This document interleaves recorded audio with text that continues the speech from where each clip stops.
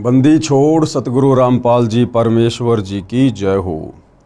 परमपिता परमात्मा सारी सृष्टि के रचनहार कुल मालिक असंख्य ब्रह्मांडों के स्वामी जगत गुरु तीनों लोकों में प्रवेश करके सबका धारण पोषण करने वाले राजाधिराज आत्माधार नाथों के नाथ देवों के देव महादेव सर्वेश्वर महेश्वर मृत्युंजय अजरो अमर आदि अनादि सनातनी प्रभु जगत पिता जगदीश्वर श्री श्री 1008 की उपाधि के वास्तविक अधिकारी अकाल मूर्त सौद स्वरूपी राम वासुदेव सर्वगतम ब्रह्म परम पूज्य प्रथम पूज्य परम संत परम पुरुष परम धनी परम दयालु सत्य कबीर हक्का कबीर अल्लाहु अकबर बाखबर अल्लाह ताला जगत के तारणहार जगत के मुक्तिदाता जगत के जगन्नाथ हारे के सहारे हिंदुओं के राम मुसलमानों के अल्लाह सिखों के वाहिगुरु ईसाइयों के मसीह दया के सागर दया निधि करुणा के सागर करुणा निधि स्वयंभू परिभू संकट मोचन कष्ट हरण मंगल कर्ण दुख भंजन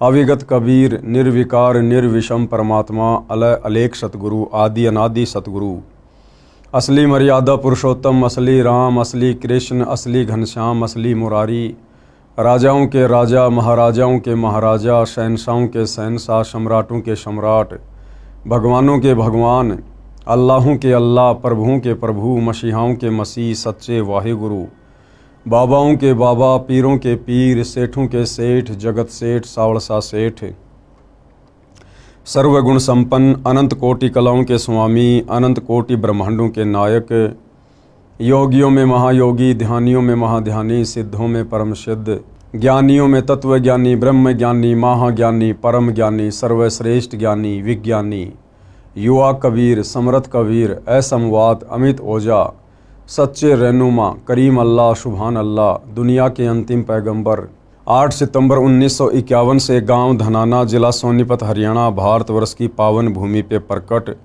रियल कल की भगवान श्री नारायण साकार हरि श्री बाबा साहेब नूर अनंत परमात्मा सच्चे दरवेश सच्चे बाखबर संत श्रोमणी सतगुरु रामपाल जी परमेश्वर जी के चरण कमल में साध संगति से जुड़े हुए देश विदेश से आप और हम सभी सत्सेवक भाई बहनों का अनंत कोटि दंडोत प्रणाम। भाई और बहनों, बहुत बड़ी दया बहुत बड़ी मेहर पूज्य गुरुदेव भगवान की परमेश्वर रामपाल जी की, जिनके शुभ आशीर्वाद से विशेष आशीर्वाद से उन्हीं के कर कमल से लिखित पवित्र पुस्तक हिंदू साहिबान नहीं समझे गीता वेद पुराण, इस पवित्र पुस्तक के ऊपर वीडियो बनाने की श्रृंखला जारी है। इसी श्रृंखला में आज हमारा ये तीसरे नंबर का वीडियो है। प्रत्येक वीडियो में पूज्य गुरुदेव भगवान के आशीर्वाद से विशेषकर हिंदू समाज के भाई बहनों को अध्यात्म के विषय में बहुत अच्छी खासी जानकारी प्राप्त हो रही है। पिछले वीडियो में हमने देखा कि किस प्रकार से परमेश्वर के द्वारा बनाए गए जितने भी जीव जंतु हैं स्त्री पुरुष हैं, विशेषकर मानव शरीरधारी जितने भी स्त्री और पुरुष हैं पूरे विश्व के, जो आपस में अनेक धर्मों में बंट चुके हैं, उन सब के शरीर की रचना एक समान है। सभी के शरीर में बने कमल चक्रों में देवी देवताओं का वास है। उसके बाद पूज्य गुरुदेव ने हमें बताया कि सनातनी पूजा क्या है। वर्तमान में सनातनी पूजा हिंदू समाज में हो रही है या लुप्त हो चुकी है। तो बहुत सारी जानकारियां हमने प्राप्त की। आज हम इस तीसरे पार्ट में आगे बढ़ेंगे और तीसरे पार्ट में पूज्य गुरुदेव भगवान हमें क्या समझा रहे हैं कि सभी धर्मों के मानवों को, विश्व में जितने भी धर्म हैं, हिंदू मुस्लिम सिख ईसाई जैनी सिख बौद्ध यहूदी मंगोली, जितने भी धर्म हैं तकरीबन 4000 के आसपास छोटे मोटे धर्म बने हुए हैं। उन धर्मों में जितने भी मानव शरीरधारी स्त्री या पुरुष हैं, उन सबको कर्म फल तीनों देवता ही देते हैं। कौन से तीनों देवता? श्री ब्रह्मा श्री विष्णु श्री शिव जी, क्योंकि ये तीनों देवता एक ब्रह्मांड में 3 लोक के स्वामी हैं और हम इनके अंतर्गत एक ब्रह्मांड में रहते हैं। तो ये यहाँ के मैनेजर हैं तीनों। श्री ब्रह्मा जी रजोगुण के स्वामी हैं, श्री विष्णु जी सतोगुण के स्वामी हैं और श्री शिव जी ये तमोगुण के स्वामी हैं। और पूरा ये प्राणी समुदाय इन्हीं तीनों गुणों से प्रभावित रहता है। तो विश्व के सभी धर्मों के सभी मानवों को, चाहे स्त्री हो या पुरुष हो, बच्चा हो या बूढ़ा हो, उन सबको उनके कर्मों के अनुसार फल ये तीनों देवता ही प्रदान करते हैं। अब यहाँ पर कुछ शंका समाधान है। प्रश्न शंका होती है कि शरीर में जो कमल चक्र व देवता ब्रह्मा विष्णु आदि बताए हैं, इनको न ईसाई, न यहूदी, न मुसलमान, न सिख आदि जानते तक नहीं। मानना यानी पूजना तो दूर की कौड़ी है। तो उत्तर गुरुदेव भगवान ने दिया है कि किसी के न मानने व न जानने से इन देवताओं का अस्तित्व समाप्त नहीं हो जाता है। यह अध्यात्म ज्ञान की कमी है। संपूर्ण अध्यात्म ज्ञान जो सूक्ष्म वेद में है, यानी 5वें वेद में, कबीर सागर में, गरीबदास जी के सदग्रंथ साहिब में, उसका ज्ञान वर्तमान में मेरे यानी लेखक के, लेखक कौन? परम पूज्य सतगुरु रामपाल जी, उनके अतिरिक्त विश्व में किसी को ज्ञान नहीं है। इस संपूर्ण अध्यात्म की जानकारी वर्तमान में सतगुरु रामपाल जी के अलावा धरती पर अन्य किसी भी साधु संत महात्मा आचार्य शंकराचार्य जी को नहीं है। जिस कारण से एक हिंदू धर्म को छोड़कर विश्व के बाकी धर्म के मानने वाले लोगों ने इन देवी देवताओं को मानना पूजना ही लगभग छोड़ रखा है। और वो लोग इस बात पर भी विश्वास नहीं करते हैं कि हमारे शरीर में जो कमल चक्र बने हुए हैं उनमें इन तीनों देवताओं का वास है। और ये तीनों देवता ही प्रत्येक इंसान को, चाहे स्त्री हो या पुरुष हो, कर्मों के अनुसार फल प्रदान करते हैं। तो पूज्य गुरुदेव भगवान कह रहे हैं कि भाई ये तो आपके आध्यात्मिक ज्ञान की कमी है। आपके मानने या ना मानने से इन देवी देवताओं का अस्तित्व समाप्त नहीं हो जाता है।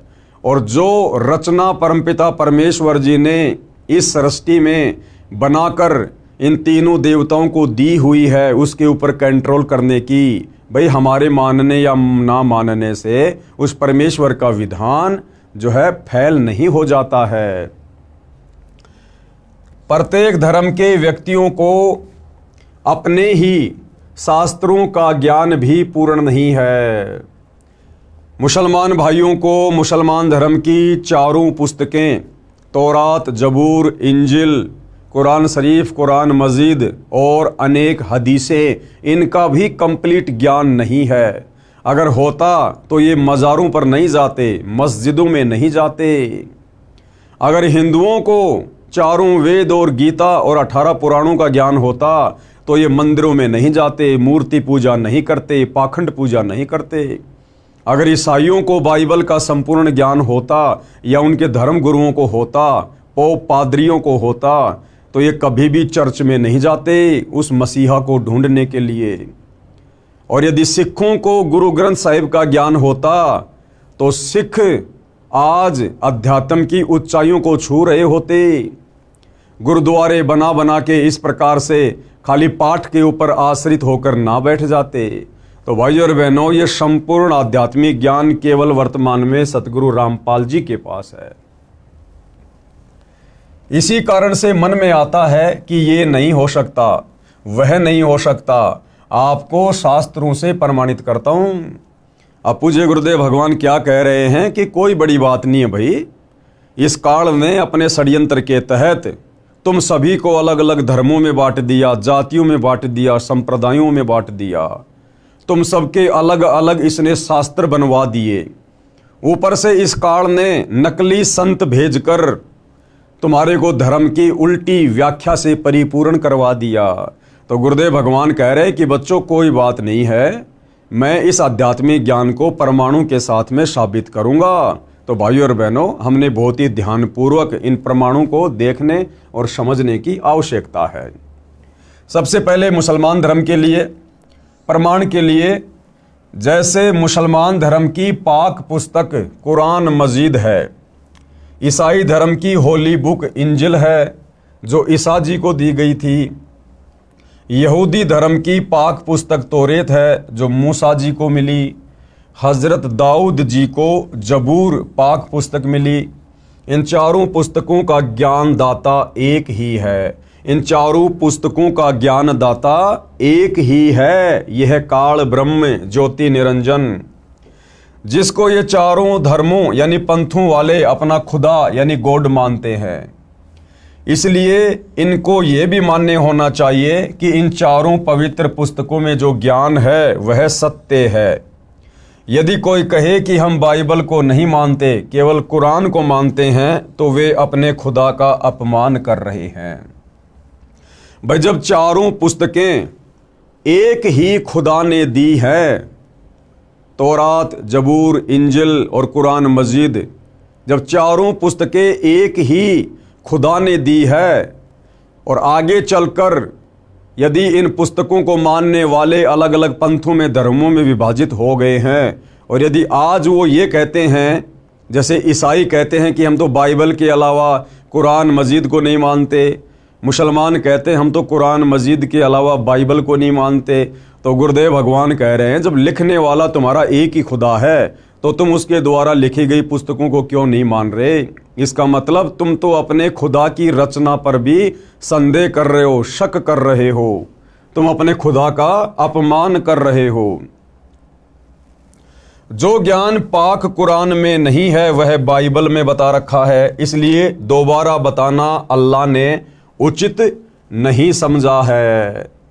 यानी संपूर्ण ज्ञान इन धर्मों के मानने वाले अल्लाह ने एक पुस्तक में ना डालकर इन चारों पुस्तकों में थोड़ा थोड़ा डाल दिया। और अब यदि कोई कहे कि हम उस पुस्तक को नहीं मानते, हम उसको नहीं मानते, तो ये तो हमारे अध्यात्म की कमजोरी है। इसलिए दोबारा बताना अल्लाह ने उचित नहीं समझा। इसलिए बाइबल के ज्ञान को भी समान सम्मान देना चाहिए। विशेष पहले यह स्पष्ट करना उचित समझता हूं कि पवित्र पुस्तक बाइबल कोई अलग शास्त्र नहीं है। इसमें पाक जबूर, पाक तौरेत, पाक इंजिल को इकट्ठा जिल्द यानी बाइंड किया है। एक मुसलमान वक्ता अपनी वीडियो में कह रहा था कि मैं बाइबल को नहीं मानता, इंजिल को मानता हूं। उस श्रीमान को यही नहीं पता बाइबल में इंजिल पुस्तक भी है। अब बाइबल ग्रंथ से कुछ प्रमाण दिखाता हूं कि विश्व के सभी मानव व अन्य प्राणियों के व्यवस्थक ये ही तीनों देवता कौन? ब्रह्मा जी, विष्णु जी तथा शिव जी हैं। अब गुरुदेव भगवान हमें बाइबल से प्रमाणित करेंगे कि विश्व के जितने भी प्राणी हैं, स्त्री या पुरुष, उन सब के व्यवस्थापक, तीनों लोकों का मैनेजमेंट संभालने वाले यही ब्रह्मा विष्णु महेश जी हैं। बाइबल ग्रंथ में सृष्टि की उत्पत्ति अध्याय में लिखा है कि परमेश्वर ने 6 दिन में सृष्टि की उत्पत्ति की, 6ठे दिन आदमी बनाए। सर्वप्रथम आदम जी को मिट्टी से बनाया, उसमें जान डाल दी। परमेश्वर जी ने मानव यानी स्त्री पुरुष को अपने जैसे शरीर वाला, अपनी ही शक्ल जैसा बनाया। साफ साफ बाइबल के उत्पत्ति ग्रंथ में प्रथम अध्याय में लिखा हुआ है कि परमेश्वर ने 6 दिन में सृष्टि बनाई, 7वें दिन तख्त पर जा विराजा। और परमेश्वर ने इंसानों को, स्त्री और पुरुष को अपनी ही शक्ल में, अपनी ही समानता में बनाया। तो परमेश्वर कैसा हुआ? साकार हुआ। जिस परमेश्वर ने बाइबल में स्पष्ट लिख रखा है कि हमने इंसानों को अपनी ही शक्ल में बनाया, तो भाई फिर परमात्मा की शक्ल कैसी है? हमारे जैसी। आदम की हड्डी निकालकर उसकी पत्नी हव्वा बनाई। परमेश्वर ने 7वें दिन विश्राम किया, ऊपर तख्त पर जा बैठा। अब यदि अल्लाह यानी गॉड निराकार है, फॉर्मलेस है, जैसा कि मुसलमान भाई कहते हैं कि अल्लाह बेचून है यानी निराकार है, दिखाई नहीं देता। ईसाई कहते हैं कि गॉड इज फॉर्मलेस यानी अल्लाह का, भगवान का, परमेश्वर का कोई रूप नहीं है। और यहाँ क्या लिखा जा रहा है बाइबल में कि 6 दिन में सृष्टि रचकर 7वें दिन परमेश्वर यानी अल्लाह तख्त पर जा विराजा यानी सिंहासन पर जाकर बैठ गया। अब भाई यदि परमेश्वर अल्लाह निराकार है, दिखाई नहीं देता, उसका कोई आकार नहीं है, तो फिर तख्त पर बैठेगा कौन? तख्त पर वो बैठेगा जो साकार है। तो भाई और बहनों, ये सारी की सारी सच्चाई हमारे ही धर्मशास्त्रों में वर्णित है, लेकिन तत्व ज्ञान के अभाव में, सच्चे सतगुरु की शरण के अभाव में, और हम इन बातों को, इस गूढ़ आध्यात्मिक ज्ञान को समझ नहीं पाए। ऊपर तख्त पर जा बैठा, उसके पश्चात श्री ब्रह्मा जी, श्री विष्णु जी तथा श्री शिव जी का कार्य प्रारंभ हो गया। श्री ब्रह्मा जी ने बाबा आदम जी तथा उनकी पत्नी हवा जी को स्वर्ग में एक वाटिका में छोड़ दिया। उनको बताया कि आप बीच में लगे वृक्षों के फल नहीं खाना, यदि खाएं तो तुम मर जाओगे। वे दोनों वाटिका में रहने लगे। जिन वृक्षों के फल खाने को प्रभु ने मना किया था, उनके फल वे नहीं खाते थे। एक दिन सर्प आया। कौन आया? सर्प आया। ये शैतान आया सर्प का रूप धारण करके। एक दिन सर्प आया, उसने हवा तथा हजरत आदम जी से पूछा कि आप बीच वाले वृक्षों के फल क्यों नहीं खा रहे? आदम व हवा ने कहा कि इनको खाने को ईश्वर ने मना किया है, यानी परमेश्वर ने मना किया है। हम इनके फल खाएंगे तो हम मर जाएंगे। सर्प बोला, इनके फल खाने से तुम बिल्कुल नहीं मरोगे। इन वृक्षों के फल खाने से तुम्हें भले बुरे का ज्ञान हो जाएगा। यानी सर्प रूप में शैतान आदम जी और हवा को भ्रमित करने लगा, परमेश्वर का वचन तोड़वाने की कोशिश करने लगा। और भाई और बहनों, हम सतगुरु रामपाल जी परमेश्वर जी के सभी फॉलोवर को, उनके भक्तों को साथ साथ में बहुत ही गहरी शिक्षा भी लेकर आगे बढ़ना है। परमेश्वर ने 6 दिन में सृष्टि रची, 7वें दिन तख्त पे जा विराजा और सारे नियम कायदे कानून आदम जी और हवा जी को समझाकर चले गए कि तुमने इस वाटिका में यानी इस बगीचे में कौन से वृक्षों के फल खाने हैं और कौन से वृक्षों के फल नहीं खाने हैं। उसके बाद भाई और बहनों, शैतान ने उन दोनों को सर्प का रूप बनाकर भ्रमित करने का कुप्रयास किया। तरह तरह से उनको बरगलाया, उनके मन में शंकाएं पैदा कर दी कि वो जो तुम्हारा परमेश्वर है ना, वो ये नहीं चाहता कि तुम भी हमारे में से एक हो जाओ, तुम भी अमर हो जाओ। इसलिए उन्होंने तुम्हें मना किया है, क्योंकि ये बीच वाले जो फल हैं ये अमर फल हैं, इनको खाने से इंसान अमर हो जाता है और तुम्हारा परमेश्वर नहीं चाहता कि तुम अमर हो जाओ। तो इस प्रकार से सर्प ने उसको भ्रमित किया। भाई और बहनों, आज वही परमपिता परमेश्वर जिन्होंने 6 दिन में सृष्टि रची और 7वें दिन तख्त पर जा विराजे थे, कबीर देव सत्य पुरुष परम अक्षर ब्रह्म, आज वही परम अक्षर ब्रह्म सतगुरु रामपाल जी के रूप में धरती पर प्रकट हैं। और आज पूज्य गुरुदेव भगवान ने हमें अध्यात्म के साथ साथ बहुत सारे नियम भी बताए हैं, मर्यादाएं भी बताई हैं, जिनको गुरु वचन कहते हैं। अब भाइयों और बहनों, ये काल किसी न किसी के माध्यम से, किसी न किसी के रूप में, किसी न किसी को प्रेरणा करके हम सत भक्ति करने वाली आत्माओं से वो नियम तुड़वाने का प्रयास करेगा, हमारे मन में शंकाएं पैदा करेगा या करवाएगा। तो आप और भगत भाई बहनों ने भी वर्तमान में दृढ़ता के साथ भक्ति मार्ग पर टिके रहना है। और जो आज्ञा हमें पूज्य गुरुदेव भगवान ने अपने सत्संगों के माध्यम से दे दी है, जो नियम और मर्यादा हमारे ऊपर लागू कर दिए गए हैं, हमने उन्हीं नियम और मर्यादाओं में रहकर, गुरु वचन के अंतर्गत रहकर इस सत भक्ति को सफल करने की दिशा में आगे बढ़ना है। इन वृक्षों के फल खाने से तुम्हें भले बुरे का ज्ञान हो जाएगा। ईश्वर नहीं चाहता कि तुम्हें भले बुरे का ज्ञान हो। सर्प की बात मानकर दोनों ने भले बुरे का ज्ञान करवाने वाले वृक्षों के फल खा लिए। यानी सर्वप्रथम परमेश्वर ने जब सृष्टि रची, आदम और हवा को बनाया, तो सर्वप्रथम भाई और बहनों, आदम और हवा दोनों ने परमेश्वर का वचन तोड़ दिया।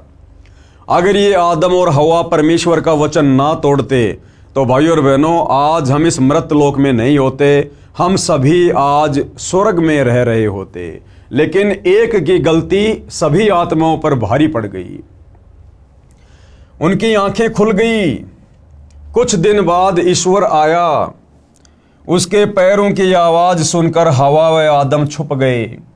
उनको पता चल गया था कि नंगा रहना अच्छा नहीं होता, क्योंकि उस वाटिका के बीच वाले पेड़ों के फल खाने से, जिनको खाने के लिए परमेश्वर ने मना किया था, जब आदम और हवा ने खा लिए तो उनकी वो दृष्टि खुल गई, उनको भले बुरे का ज्ञान हो गया। और जब कुछ दिनों बाद परमेश्वर आए तो भाइयों और बहनों, दोनों एक पेड़ की ओट में छुप गए।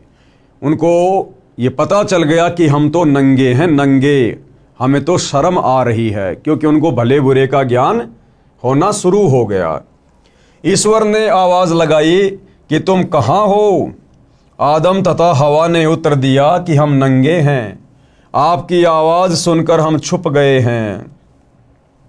ईश्वर ने पूछा कि क्या तुमने बीच वाले वृक्षों का फल खा लिया? उत्तर मिला कि हाँ, हमने बीच वाले वृक्षों के फल खा लिए। आदम ने कहा कि आपने जो मेरे साथ स्त्री छोड़ी है, इसको सर्फ ने बहका दिया। आदम ने क्या कहा कि हे परमेश्वर, आपने मेरे साथ में ये जो स्त्री छोड़ी थी, इसको सर्प ने आकर बहका दिया और मैं फिर इसके बहकावे में आ गया, और हम दोनों ने उन फलों को खा लिया जिनको ना खाने की आज्ञा आप जी ने दी थी। हमने फल खा लिया। ईश्वर ने आदम व हवा के पहनने के लिए वस्त्र बनवाए। ईश्वर ने कहा कि मानव को भले बुरे का ज्ञान हो गया है, कहीं ये अमर होने वाले वृक्षों के फल खा ले और हम में से एक के समान हो जाए। इसलिए आदम जी व हवा जी को स्वर्ग से निकाल दिया। इस बाइबल के लेख से सिद्ध हो गया कि देवता एक से अधिक हैं। सब धर्मों के व्यक्तियों को कर्मों का फल ये तीनों देवता ही देते हैं। अन्य प्रमाण, पवित्र बाइबल के उत्पत्ति ग्रंथ 17:18 पृष्ठ 24 पर लिखा है कि अब्राहिम नामक व्यक्ति के घर 3 प्रभु आए। उस समय वह अपने घर से बाहर खेत में वृक्षों की छाया में बैठा था। दोपहर का समय था। अब्राहिम ने जमीन पर लेटकर उनको प्रणाम किया, भोजन करवाया। वे पापियों का नाश करने आए थे। कौन? तीनों देवता ब्रह्मा विष्णु महेश। वे पापियों का नाश करने गए थे। वहां से 2 तो वापस लौट गए। एक उस नगरी में गया जहां के व्यक्ति व्यभिचारी, अन्यायी, बेहया, धर्म कर्म रहित हो चुके थे। उस नगरी को नष्ट कर दिया। इन प्रमाणों से स्पष्ट है कि यही तीनों देवता सर्व मानव को कर्मा अनुसार फल देते हैं। कौन? ब्रह्मा विष्णु महेश। नगरी नष्ट करने का कार्य तमगुण शंकर जी का है, क्योंकि ये तीनों देवता एक के गुण युक्त हैं। श्री ब्रह्मा जी रजोगुण के स्वामी हैं, जिसके प्रभाव से हम लोग बच्चे उत्पन्न करते हैं, हमारे अंदर विषय वासना जागृत होती है, धन वगैरह इकट्ठा करने की इच्छा जागृत होती है। ये रजोगुण के कारण होती है। दूसरा गुरुदेव ने बताया, श्री विष्णु जी सतोगुण के स्वामी है। अपने बाल बच्चों में, परिवार में, संपत्ति में मोह ममता, हम एक दूसरे से चिपटे रहते हैं, ये मेरा, ये मेरा, ये श्री विष्णु जी के सतोगुण के कारण है। और तीसरा श्री शिव जी का तमोगुण, जिसके प्रभाव से बात बात पर लड़ाई झगड़े, मार पिटाई, हत्या, ये तमोगुण के कारण। तो जो 2 देवता वापस चले गए थे वो ब्रह्मा जी और विष्णु जी थे, और जो एक देवता नीचे रह गया था जिसने जाकर उस नगर को नष्ट किया, वो शंकर जी थे। इसलिए वे अकेले गए और उन पापियों का नाश किया। 2 कौन? श्री ब्रह्मा जी तथा श्री विष्णु जी वापस चले गए थे। तो ये प्रमाण है कि तीनों देवता ब्रह्मा विष्णु महेश ही मिलकर इस काल ब्रह्म की सृष्टि को यहाँ चला रहे हैं।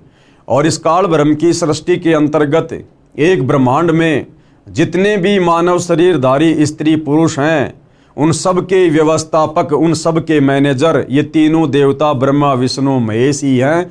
वो चाहे हिंदू हो, मुसलमान हो, सिख हो, ईसाई हो, चाहे किसी भी धर्म का और देश का व्यक्ति क्यों ना हो। विशेष आगे गुरुदेव क्या कह रहे हैं, विशेष चारों पवित्र पुस्तकों, पाक कुरान, पाक बाइबल यानी पवित्र जबूर, पवित्र इंजिल, पवित्र तौरेत का ज्ञान जिस प्रभु ने दिया, उसी ने पवित्र चारों वेदों यानी पवित्र ऋग्वेद, यजुर्वेद, सामवेद तथा अथर्ववेद का ज्ञान श्री ब्रह्मा जी को दिया। कौन है ये? काल ब्रह्म, ब्रह्मा विष्णु महेश का पिता, दुर्गा का पति, काल ब्रह्म जिसको ज्योति निरंजन भी कहते हैं। इसी ने मुसलमान धर्म की चारों पुस्तकों का ज्ञान दिया और इसी ने चारों वेद और गीता जी वाला ज्ञान दिया। फिर स्वयंभू मनु जी को मिला, यानी सबसे पहले इस काल ब्रह्म ने चारों वेदों का ज्ञान श्री ब्रह्मा जी को दिया। श्री ब्रह्मा इस काल ब्रह्म का सबसे बड़ा बेटा है। फिर उससे छोटा वाला बेटा है श्री विष्णु और सबसे छोटा वाला बेटा है श्री शंकर। यानी ये ब्रह्मा विष्णु महेश ये तीनों सगे भाई हैं। इनका पिता काल ब्रह्म है जो सबके समक्ष नहीं आता है, उसको श्राप लगा हुआ है।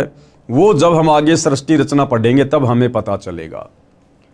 और फिर श्री ब्रह्मा जी ने अपने वंशज मनु को, जो कि सतयुग में हुए, फिर वो ज्ञान चारों वेदों वाला ब्रह्मा जी ने स्वयंभू मनु जी को दिया।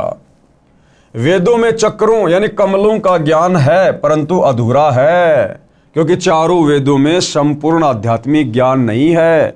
इसीलिए परमपिता परमेश्वर कबीर साहिब जी को, परम अक्षर ब्रह्म को, सत्य पुरुष को स्वयं तत्वदर्शी संत का रूप धारण करके पृथ्वी पर चारों वेदों से ऊपर का ज्ञान देने के लिए आना पड़ता है।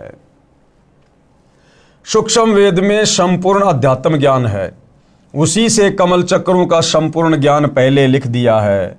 पवित्र वेदों का ज्ञान इन चारों पाक पुस्तकों तौरेत, जबूर, इंजिल तथा कुरान से पहले का है।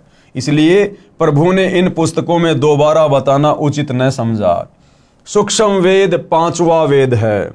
सूक्ष्म वेद कौन सा वेद है? पांचवा वेद। उसमें संपूर्ण अध्यात्म ज्ञान है, उसमें कमलों का वर्णन विस्तार से कहा है। वह संपूर्ण ज्ञान न वेदों में है, न गीता में, न पुराणों में, न कुरान में, न बाइबल में। क्योंकि गीता ज्ञान देने वाले ने गीता अध्याय 4 श्लोक 34 में कहा है कि तत्व ज्ञान जो गीता में नहीं है उसको तत्वदर्शी संतों के पास जाकर प्राप्त कर। भाइयों और बहनों, गीता का ज्ञान वेदों वाला ही ज्ञान है, यानी चारों वेदों का निष्कर्ष पवित्र गीता जी है। और संपूर्ण आध्यात्मिक ज्ञान ना तो चारों वेदों में है, फिर गीता जी में होगा कहाँ से? इसीलिए गीता ज्ञान देने वाले भगवान ने गीता अध्याय 4 श्लोक 34 में कहा है कि हे अर्जुन, उस तत्व ज्ञान को प्राप्त करने के लिए, समझने के लिए तू तत्वदर्शी संतों की खोज कर। इसलिए भाइयों और बहनों, संपूर्ण आध्यात्मिक ज्ञान देने के लिए उस परम अक्षर ब्रह्म सत्य पुरुष कबीर देव को तत्वदर्शी संत की भूमिका में पृथ्वी पर आना पड़ता है, जैसे कि वर्तमान में सतगुरु रामपाल जी के रूप में प्रकट हैं। उसको तत्वदर्शी संतों के पास जाकर प्राप्त कर। यदि गीता में तत्व ज्ञान होता तो बता देता कि तत्व ज्ञान उस अध्याय में है। इसी प्रकार कुरान मजीद में सूरत फुरकानी 25 आयत नंबर 52 से 59 में कहा है कि जिस परमात्मा ने 6 दिन में सृष्टि रची, 7वें दिन तख्त पर जा विराजा, उसकी खबर किसी बाखबर यानी तत्वदर्शी संत से पूछो। इसी प्रकार यदि कुरान मजीद में यानी कुरान शरीफ में अगर संपूर्ण आध्यात्मिक ज्ञान होता तो सूरत फुरकानी 25 आयत नंबर 52 से 59 में कुरान का ज्ञान देने वाला अल्लाह यानी ये काल ब्रह्म, ये शैतान हज़रत मोहम्मद को ये कदापि ना कहता कि हज़रत मोहम्मद, जिस अल्लाह ने 6 दिन में सृष्टि रची, 7वें दिन तख्त पर जा विराजा, उस अल्लाह की जानकारी तू किसी बाखबर से जा पूछ। अगर कुरान का ज्ञान देने वाला अल्लाह ये काल ब्रह्म यदि संपूर्ण आध्यात्मिक ज्ञान रखता तो किसी बाखबर की शरण में जाने की सलाह हज़रत मोहम्मद जी को नहीं देता। तो गुरुदेव के कहने का मतलब है कि जिसने चारों वेदों का ज्ञान दिया, जिसने गीता का ज्ञान बोला, उसी ने मुसलमान धर्म की चारों पुस्तकें तौरात, जबूर, इंजिल और कुरान मजीद का ज्ञान दिया। जिस परमात्मा ने 6 दिन में सृष्टि रची, 7वें दिन तख्त पर जा विराजा, उसकी खबर किसी बाखबर यानी मुसलमान धर्म में तत्वदर्शी संत को बाखबर कहते हैं, जानने वाला। यानी तत्वदर्शी संत से पूछो। इस प्रकरण से स्पष्ट हो जाता है कि विश्व के मानव को कर्म फल देने वाले श्री ब्रह्मा जी, श्री विष्णु जी तथा श्री शिव जी हैं। वह अन्य देवता भी हैं। प्रत्येक मानव के शरीर के कमलों में जो जो देवी देवता व प्रभु बताए हैं, इनकी साधना करके ही मानव अपना कल्याण करवाए। और वही संसार में दूसरा कोई तरीका नहीं है सतभक्ति करके अपनी आत्मा का कल्याण करवाने का। आगे पूज्य गुरुदेव भगवान हमें क्या सलाह दे रहे हैं। मैं रामपाल दास व मेरे अनुयायी इन देवताओं की साधना नित्य करते हैं। हम इन देवताओं की पूजा नहीं करते, हम इनकी साधना करते हैं। पूजा में और साधना में पूज्य गुरुदेव भगवान ने इसी पुस्तक में पहले बताया कि बड़ा अंतर है। पूजा तो केवल अपने इष्ट की करनी होती है और उस इष्ट की प्राप्ति के लिए साधना इन देवताओं की भी साथ साथ में करनी पड़ती है। तो पूजा और साधना में रात दिन का अंतर होता है। तो गुरुदेव भगवान क्या कह रहे हैं कि मैं और मेरे अनुयायी इन देवताओं की साधना नित्य करते हैं। हालांकि भाई और बहनों, तत्वदर्शी संत को साधना करने की आवश्यकता नहीं पड़ती है, क्योंकि वे स्वयं परम अक्षर ब्रह्म होते हैं, स्वयं सारी सृष्टि के मालिक होते हैं। वे तो हमसे भक्ति करवाने के लिए आते हैं। लेकिन भाई और बहनों, इस काल लोक के नियम और मर्यादाओं के तहत गुरु शिष्य परंपरा को निभाते हुए उस परम अक्षर ब्रह्म को मनुष्य रूप धारण करके और एक मुंह बोला गुरु बना के भक्ति करने की लीला करनी पड़ती है। इसलिए वो परमेश्वर यहाँ पर लिख रहे हैं कि मैं और मेरे अनुयायी इन्हीं मंत्रों का जाप करते हैं जो मंत्र इन देवी देवताओं के हैं। मैं रामपाल दास व मेरे अनुयायी इन देवताओं की साधना नित्य करते हैं। हम देवताओं की पूजा नहीं करते, साधना करते हैं। साधना अलग चीज है, पूजा अलग चीज है। इसके साथ साथ एक असुर निकंदन रमैणी यानी आरती है, जो दिन के 12 बजे से रात्रि 12 बजे तक कभी भी करने का विधान है। कहने का मतलब है, वर्तमान में बहुत सारे भविष्य वक्ता भविष्य मल्लिका का उदाहरण देकर दिन रात भविष्यवाणियां कर रहे हैं कि भाई आने वाला समय युग परिवर्तन का है, बड़ा विध्वंस होगा और जो लोग त्रिकाल संध्या करेंगे केवल उन्हीं का बचाव होगा। तो भाई और बहनों, असल में वो त्रिकाल संध्या क्या है ये उन भविष्य मल्लिका वाले भविष्य वक्ताओं को नहीं पता है। ये वास्तविक त्रिकाल संध्या यानी दिन में 3 समय की जाने वाली आरती, ये भी वर्तमान में केवल सतगुरु रामपाल जी के पास ही है। और हम उनके जितने भी अनुयायी हैं, फॉलोवर हैं, ये त्रिकाल संध्या भी विधिवत केवल हम ही करते हैं। तो उसी त्रिकाल संध्या के अंतर्गत दोपहर की आरती, जिसको असुर निकंदन रमैणी कहते हैं, उस असुर निकंदन रमैणी में हम विश्व के समस्त देवी देवताओं की साधना करते हैं, उनकी स्तुति करते हैं। इस विधि से की जाने वाली आरती केवल सतगुरु रामपाल जी के पंथ में ही मिलेगी।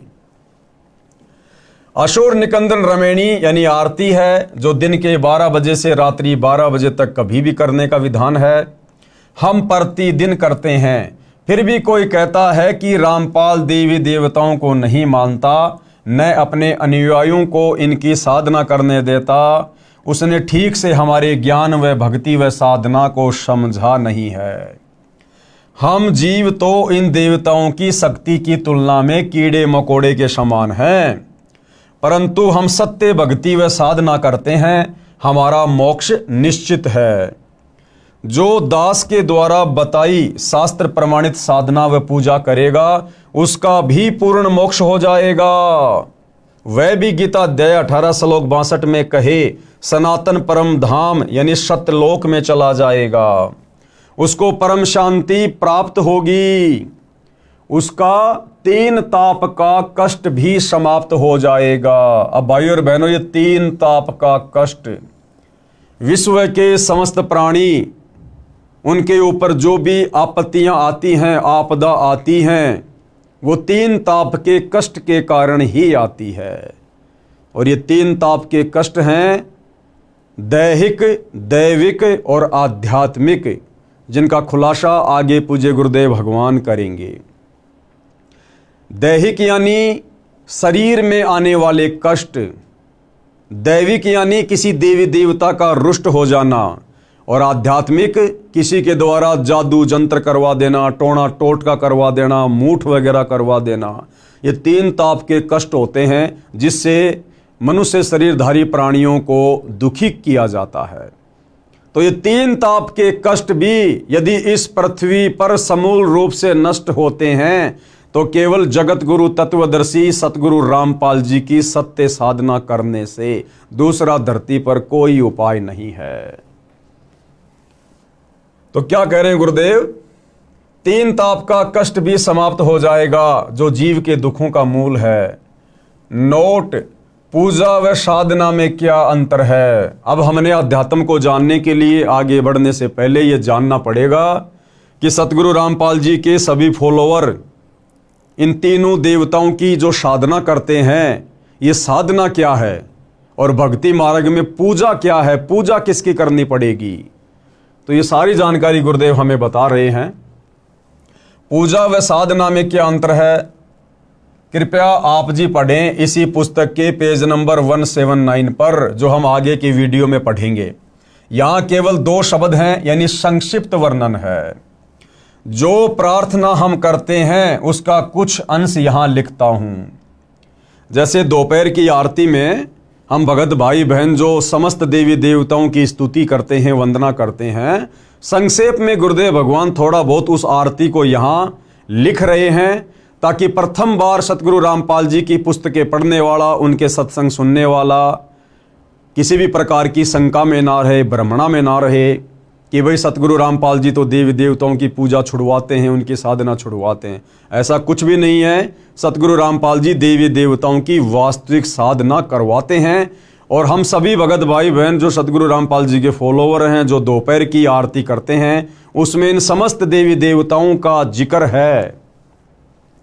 मैं लेखक देवी देवताओं का सम्मान करता हूं। हम सभी सतगुरु रामपाल जी के फॉलोवर समस्त देवी देवताओं का सम्मान करते हैं, आदर करते हैं, लेकिन पूजा हम केवल अपने गुरुदेव भगवान की करते हैं, अपने इष्ट की करते हैं। पूजा केवल परमेश्वर की करनी होती है, बाकी आदर सम्मान हम सबका करते हैं। मैं तथा मेरे अनुयायी प्रतिदिन विश्व के सभी देवी तथा देवताओं का सम्मान व उनकी स्तुति करते हैं। प्रमाण के लिए दोपहर की स्तुति के कुछ अंश। सत्य पुरुष समर्थ ओंकारा, अदली पुरुष कबीर हमारा, यानी जिसकी हमने पूजा करनी है वो हमारा इष्ट है कबीर, जो वर्तमान में तत्वदर्शी संत का रोल कर रहे हैं, यानी तत्वदर्शी संत की भूमिका कर रहे हैं सतगुरु रामपाल जी। ये स्वयं कबीर परमेश्वर हैं। तो पूजा तो हमने केवल अपने गुरुदेव भगवान की करनी है, उनके अनुसार बताई गई ही हमने भक्ति करनी है। बाकी आदर सम्मान हम सभी देवी देवताओं का करते हैं, उनके भी मंत्र जाप करते हैं। सत्य पुरुष समर्थ ओंकारा, अदली पुरुष कबीर हमारा, आदि युगादि दया के सागर, काल कर्म के मोचन आगर, दुख भंजन दरवेश दयाला, असुर निकंदन करे पैमाला, आव खाक पावक और पोना, गगन सुन्न दरियाई दोना, धर्म राय दरबानी चेरा, सुर असुरों का करे निबेरा, सत का राज धर्म राय कर ही, अपना किया सभय दंड भर ही। शंकर शेष और ब्रह्मा विष्णु, ये देखिएगा हम लोग जो दोपहर की आरती करते हैं, जो दोपहर की संध्या करते हैं, उसमें विश्व के तमाम देवी देवताओं की स्तुति आ जाती है। कुछ एक के नाम लिख दिए जाते हैं, कुछ एक की वैसे सूक्ष्म रूप से हो जाती है। शंकर, शंकर यानी श्री शंकर जी, शंकर, शेष यानी शेषनाग, और ब्रह्मा और विष्णु, शंकर शेष और ब्रह्मा विष्णु, नारद सारद जाउर रसनम, नारद यानी नारद जी और शारद यानी शारदा देवी सरस्वती। गौरीज और गणेश गोसाई, गौरीज यानी गौरीजा शंकर जी की पत्नी और गणेश शंकर जी के पुत्र। कारज सकल सिद्ध हो जाई, ब्रह्मा विष्णु और शंभु शेषा, ये तीनों देव दयालु हमेशा। सावित्री और लक्ष्मी गौरा, सावित्री यानी श्री ब्रह्मा जी की पत्नी, लक्ष्मी यानी श्री विष्णु जी की पत्नी और गौरा यानी श्री शंकर जी की पत्नी। तीहूं देवा सिर कर है चौरा, ये तीनों स्त्रियां अपने अपने पति के शीश पर चवर करती है। नील नाभ से ब्रह्मा आए, आदि ओम के पुत्र कहाए। शंभु मनु ब्रह्मा की शाखा, शंभु मनु यानी स्वयंभू मनु, ये ब्रह्मा जी से उत्पन्न है जिनको ब्रह्मा जी ने वेद दिए। ऋग यजुश्याम अथर्वन भाषा, पीवरत भया उतान्नम पाता, जाके धुरु है आत्मज्ञाता। शनक सनंदन सनातन संत कुमारा, ये ब्रह्मा जी के 4 पुत्र हैं, 4 पुत्र अनुरागी धारा। 33 कोटि कला विस्तारी, सहस 88 मुनि जन ध्यारी। कश्यप पुत्र सूरज सुर ज्ञानी, 3 लोक में किरण समानी। ये जो कश्यप जी हैं इनके पुत्र हैं सूर्य देव और 3 लोक में किरण समानी। 60,000 संगी बल खेलम और बीना रागी अजब बलेलम। 3 कोटि योद्धा संग जाके, यानी सूर्य के ऊपर जो देवता कंट्रोल करता है सूर्य देव, उसके अंग संग 3 करोड़ योद्धा रहते हैं। सिकबंदी हैं पूर्ण साखें, हाथ खड़ग गल पुष्प की माला। कश्यप सुत है रूप विशाला। कौस्तुभ मणि जड़ा विमान तुम्हारा, यानी सूर्य देव का जो विमान है वो कौस्तुभ मणियों से जड़ा हुआ है। और सुर नर मुनि जन करत जुहारा। चंद सुर चकवे पृथ्वी माही, निश्वासर चरणों चितलाही। पीठे सूरज सन्मुख चंदा, काटे त्रिलोकी के फंदा। तारायण सब स्वर्ग समूलम, पखे रहें सतगुरु के फूलम। जय जय ब्रह्मा समर्थ स्वामी, येती कला परम बददामी। यहाँ देखो फिर से श्री ब्रह्मा जी का नाम आया है, आगे फिर श्री शंकर जी का आएगा। जय जय शंभु शंकर नाथा, कला गणेश और गौरीज माता। जो लोग ये कहते हैं ना कि संत रामपाल जी तो देवी देवताओं की साधना छुड़वाते हैं, अरे सतगुरु रामपाल जी तो देवी देवताओं की यथार्थ साधना करवाते हैं, जिसके करने से ही लाभ होगा। कोटि कटक पैमाल करंता, ऐसे समर्थ शंभु कंता। चंद लिलाट सुर संगीता, योगी शंकर ध्यान उदिता। नीलकंठ सोहे गरुड़ासन, शंभु योगी अचल सिंहासन। गंग तरंग छूटे बहुदारा, अजपा तारी जय जयकारा। रिद्धि सिद्धि दाता शंभु गोसाई, दारिद्र मोक्ष सबय हो जाई। यानी रिद्धि सिद्धि के दाता यहाँ पर किसको बताया गया है? श्री शंकर जी को। और कहते हैं सारा का सारा जो ये दारिद्र है, गरीबी है, निर्धनता है, इससे शंकर जी जीवों को उबार देते हैं। आसन पद्म लगाए योगी, नी इच्छा निर्वाणी भोगी। सर्प भुजंग गले रुंडमाला, वृषभ चढ़िए दीन दयाला। वामे कर त्रिशूल विराजे, दैने कर सुदर्शन साजे। अब हिंदू समाज के भाई बहनों को तो ये भी नहीं पता कि शंकर जी के कौन से हाथ में तो त्रिशूल रहती है और कौन से हाथ में सुदर्शन चक्कर रहता है। वो भी पूज्य गुरुदेव भगवान बता रहे हैं। वामे यानी बायां हाथ, उल्टा हाथ। वामे कर त्रिशूल विराजे, कर यानी हाथ, यानी शंकर जी के जो है बाएं हाथ में त्रिशूल रहता है। और दाहिने कर यानी दाहिने हाथ में सुदर्शन साजे। सुन अरदास देवन के देवा, शंभु योगी अलख अबेवा। तू पैमाल करे पल माही, ऐसे समर्थ शंभु साई। 1 लाख योजन ध्वजा फरके, पचरंग झंडे मोहरे राखें। काल भद्र करत देव बुलाऊं। अब ये देखो काल भद्र का भी नाम है। शंकर के दल सब ही ध्याऊं, कि शंकर जी के जितने भी गण हैं हम संत रामपाल जी के भगत उनकी स्तुति करते हैं। भैरव क्षेत्रपाल पलितम, देखो आपके भैरव का भी नाम आ गया यहाँ पर। भैरव क्षेत्रपाल पलितम भूत अरुदेत चढ़े संगीतम, जो कि शंकर जी की सेना में शामिल हैं।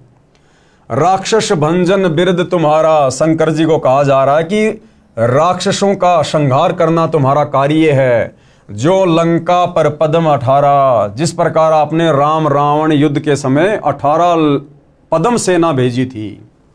कोट्यों गंधर्व कमंद चढ़ावे, शंकर दल गिनती नहीं आवे। मारे हाक दहाक चिंगारे, अग्नि चकर बाणों तन जारे। कंप्या शेष धरणी थरनानी, जा दिन लंका घाली घानी।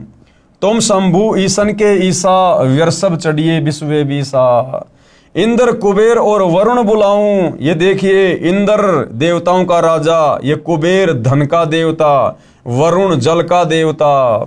इंद्र कुबेर और वरुण बुलाऊं, राप्ती सवेत सिंहासन ल्याऊं। इंद्र दल बादल दरियाई, 96 कोटि की हुई चढ़ाई। सुरपति चढ़े इंद्र अनुरागी, अनंत पदम गंधर्व बड़वागी। कृष्ण भंडारी चढ़े कुबेरा, अब दिल्ली मंडल बोर्यों फेरा। वरुण विनोद चढ़े ब्रह्मज्ञानी, कला संपूर्ण 12 बाणी। धर्मराय आदि युगादि चेरा, 14 कोटि कटक दल तेरा। चित्रगुप्त के कागज माही, जेता उपजा सतगुरु साई। सातों लोकपाल का रासा, उर में धरिए साधु दासा। विष्णुनाथ है असुर निकंदन, संतों के सब काटे फंदन। नरसिंह रूप धरे गुरु राया, हिरणा कुशकु मारण धाया। शंख चक्र गदा पद्म विराजे, भाल तिलक जाके उर साजे। ये आपके विष्णु जी की महिमा की जा रही है। वाहन गरुड़ किरसन अश्वारा, लक्ष्मी ढोरे चवर अपारा। रावण अहिरावण से मारे, सेतु बांध सेना दल तारे। जरासिंध और बाली खपाए, कंस के चानोर हराए। और काली दैमे नागी नाथा, शिशुपाल चकर से काट्या माथा। काल यवन मथुरा पर धाये, 18 कोटि कटक चढ़ आए। और मुचकंद पर पीतांबर डार्या, काल यवन जहां बेग सिंहार्या। परशुराम 52 अवतारा, ये आपके परशुराम जी का भी नाम ले दिया गया है। और कोई न जाने भेव तुम्हारा, शंखासुर मारे निर्वाणी, बरहा रूप धरे परवानी।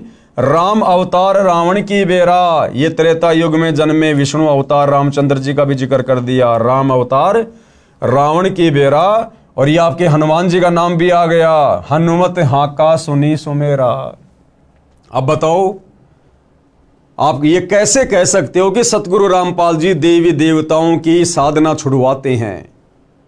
बताइए, आपके तमाम मुख्य मुख्य देवी देवताओं की हम सतगुरु रामपाल जी के भगत रोजाना त्रिकाल संध्या के अंतर्गत जो दोपहर की आरती है, उसमें रोजाना हम इनकी स्तुति कर रहे हैं, हम इनकी साधना कर रहे हैं और पूजा अपने इष्ट की करते हैं, कबीर देव की, अपने गुरुदेव भगवान की।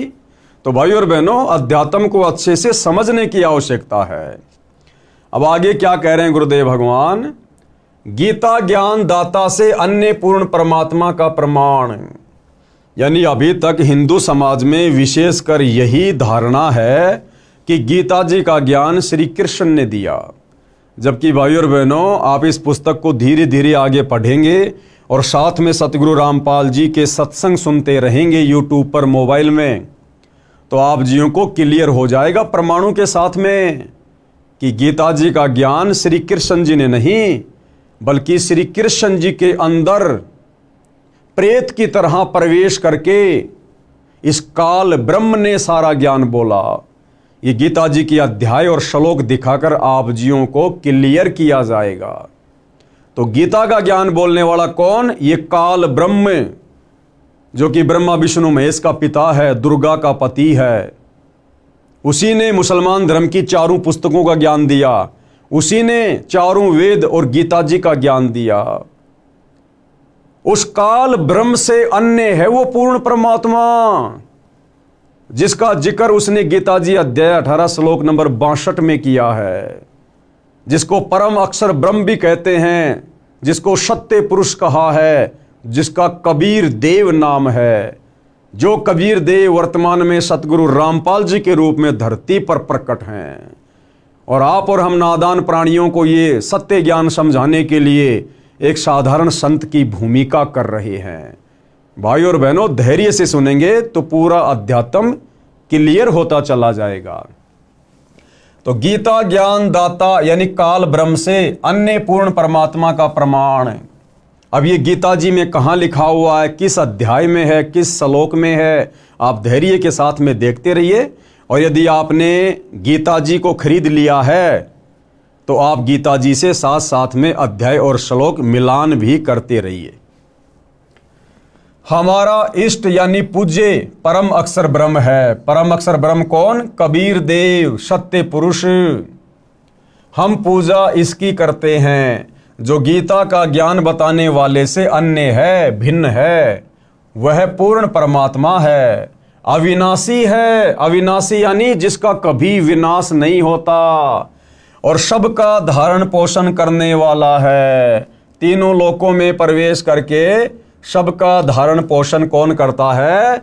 ये परम अक्षर ब्रह्म, सत्य पुरुष कबीर देव। तथा सम्मान साधना प्रधान देवताओं का भी करते हैं। यानी हम सतगुरु रामपाल जी के भगत पूजा तो करते हैं परम अक्षर ब्रह्म की, कबीर देव की, लेकिन सम्मान और साधना ये जो प्रधान देवी देवता हैं जिनका वास हमारे शरीर में बने उन कमलों में है, हम उनका भी करते हैं। परम अक्षर ब्रह्म के विषय में कौन परम अक्षर ब्रह्म? कबीर देव, सत्य पुरुष, उत्तम परमात्मा। परम अक्षर ब्रह्म के विषय में गीता में इस प्रकार लिखा है। क्या लिखा है? गीता अध्याय 8 श्लोक 1 में अर्जुन ने गीता ज्ञान बोलने वाले से प्रश्न किया कि हे भगवान, आपने जिस तत्व ब्रह्म के विषय में गीता अध्याय 7 श्लोक 29 में कहा है वह तत्व ब्रह्म क्या है? वो तत्व ब्रह्म क्या है? अर्जुन ने पूछा। तो गीता ज्ञान बताने वाले ने गीता अध्याय 8 श्लोक 3 में उत्तर दिया है। क्या उत्तर दिया है? कि वह परम अक्षर ब्रह्म है। वो कौन है? परम अक्षर ब्रह्म है। फिर इसी गीता अध्याय 8 के श्लोक 5 और 7 तथा अपनी भक्ति करने को कहा है, तथा गीता के इसी अध्याय 8 के श्लोक 8, 10, 20, 22 में अपने से अन्य इसी परम अक्षर ब्रह्म की भक्ति करने को कहा है। यानी गीता का ज्ञान देने वाले इस ब्रह्म ने अपनी भक्ति के लिए भी कहा है और अपने से अन्य भिन्न उस सर्वश्रेष्ठ परमात्मा परम अक्षर ब्रह्म की भक्ति करने के लिए भी गीता जी के 8वें अध्याय के श्लोक 8, 10, 20 व 22 में जिक्र किया है। इसके विषय में गीता अध्याय 2 श्लोक 17, गीता अध्याय 15 श्लोक 17 में बताया है।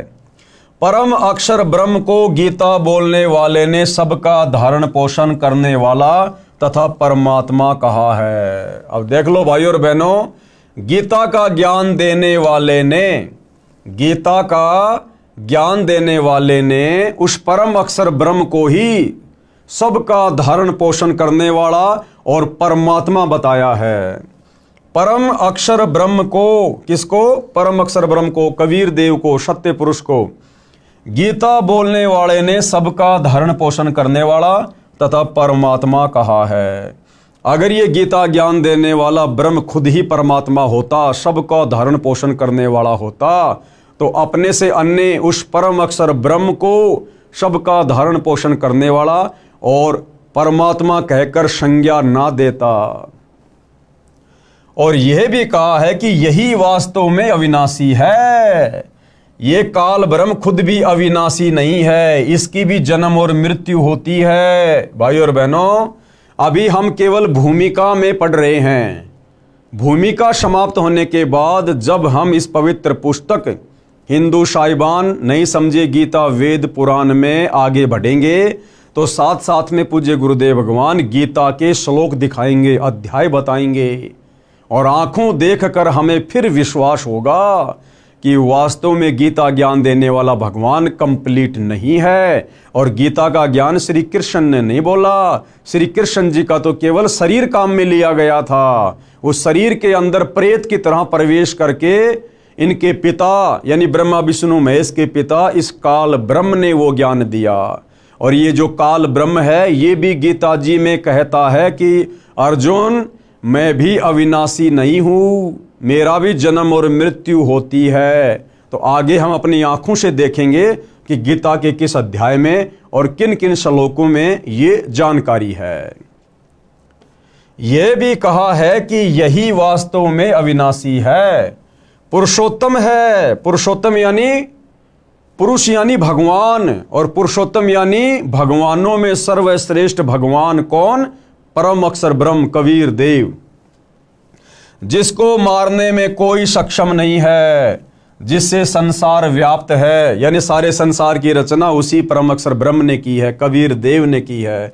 जो मेरे से अन्य है, यानी गीता ज्ञान देने वाला कह रहा है कि वो मेरे से भिन्न है, अलग है अर्जुन। गीता अध्याय 18 श्लोक 62 में उसी की शरण में जाने को कहा है। गीता का ज्ञान देने वाला काल ब्रह्म स्वयं कह रहा है अध्याय 18 श्लोक 62 में कि अर्जुन, अगर तुझे उस सनातन परम धाम की प्राप्ति करनी है, जहां जाने के बाद साधक लौटकर इस गंदे लोक में, मेरे लोक में नहीं आता, जन्म मरण के चक्कर में नहीं रहता, गधा कुत्ता सुअर नहीं बनता, उसके लिए तू उस परम अक्षर ब्रह्म की शरण में चला जा। यानी अपने से अन्य दूसरे परमेश्वर की शरण में जाने को गीता का ज्ञान देने वाला ये ब्रह्म कह रहा है। गीता अध्याय 18 श्लोक 62 में उसी की शरण में जाने को कहा है। पेश है प्रमाण के लिए गीता अध्याय 7 श्लोक 29, गीता अध्याय 8 श्लोक 1, 3, 5, 10, 20 और 22 तथा गीता अध्याय 15 श्लोक 17, गीता अध्याय 2 श्लोक 17 की फोटो कॉपी।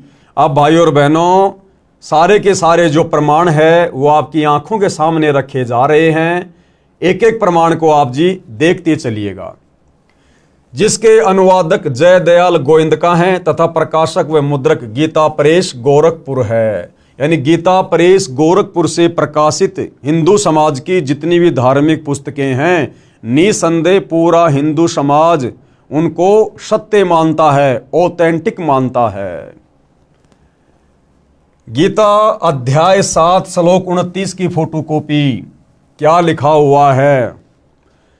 जरा मरण मोक्षाय माम आश्रित यतंती ये ते ब्रह्म तत्विदु कृतनाम अध्यात्म कर्म च अखिलम। और बिल्कुल संस्कृत के सामने हिंदी भी लिखी हुई है ताकि समझने में कोई दिक्कत ना रहे। तो ये जो काल ब्रह्म है जिसने गीता जी का ज्ञान दिया, तो ये काल ब्रह्म क्या कह रहा है? अपने से अन्य किसी और को परमात्मा बता रहा है।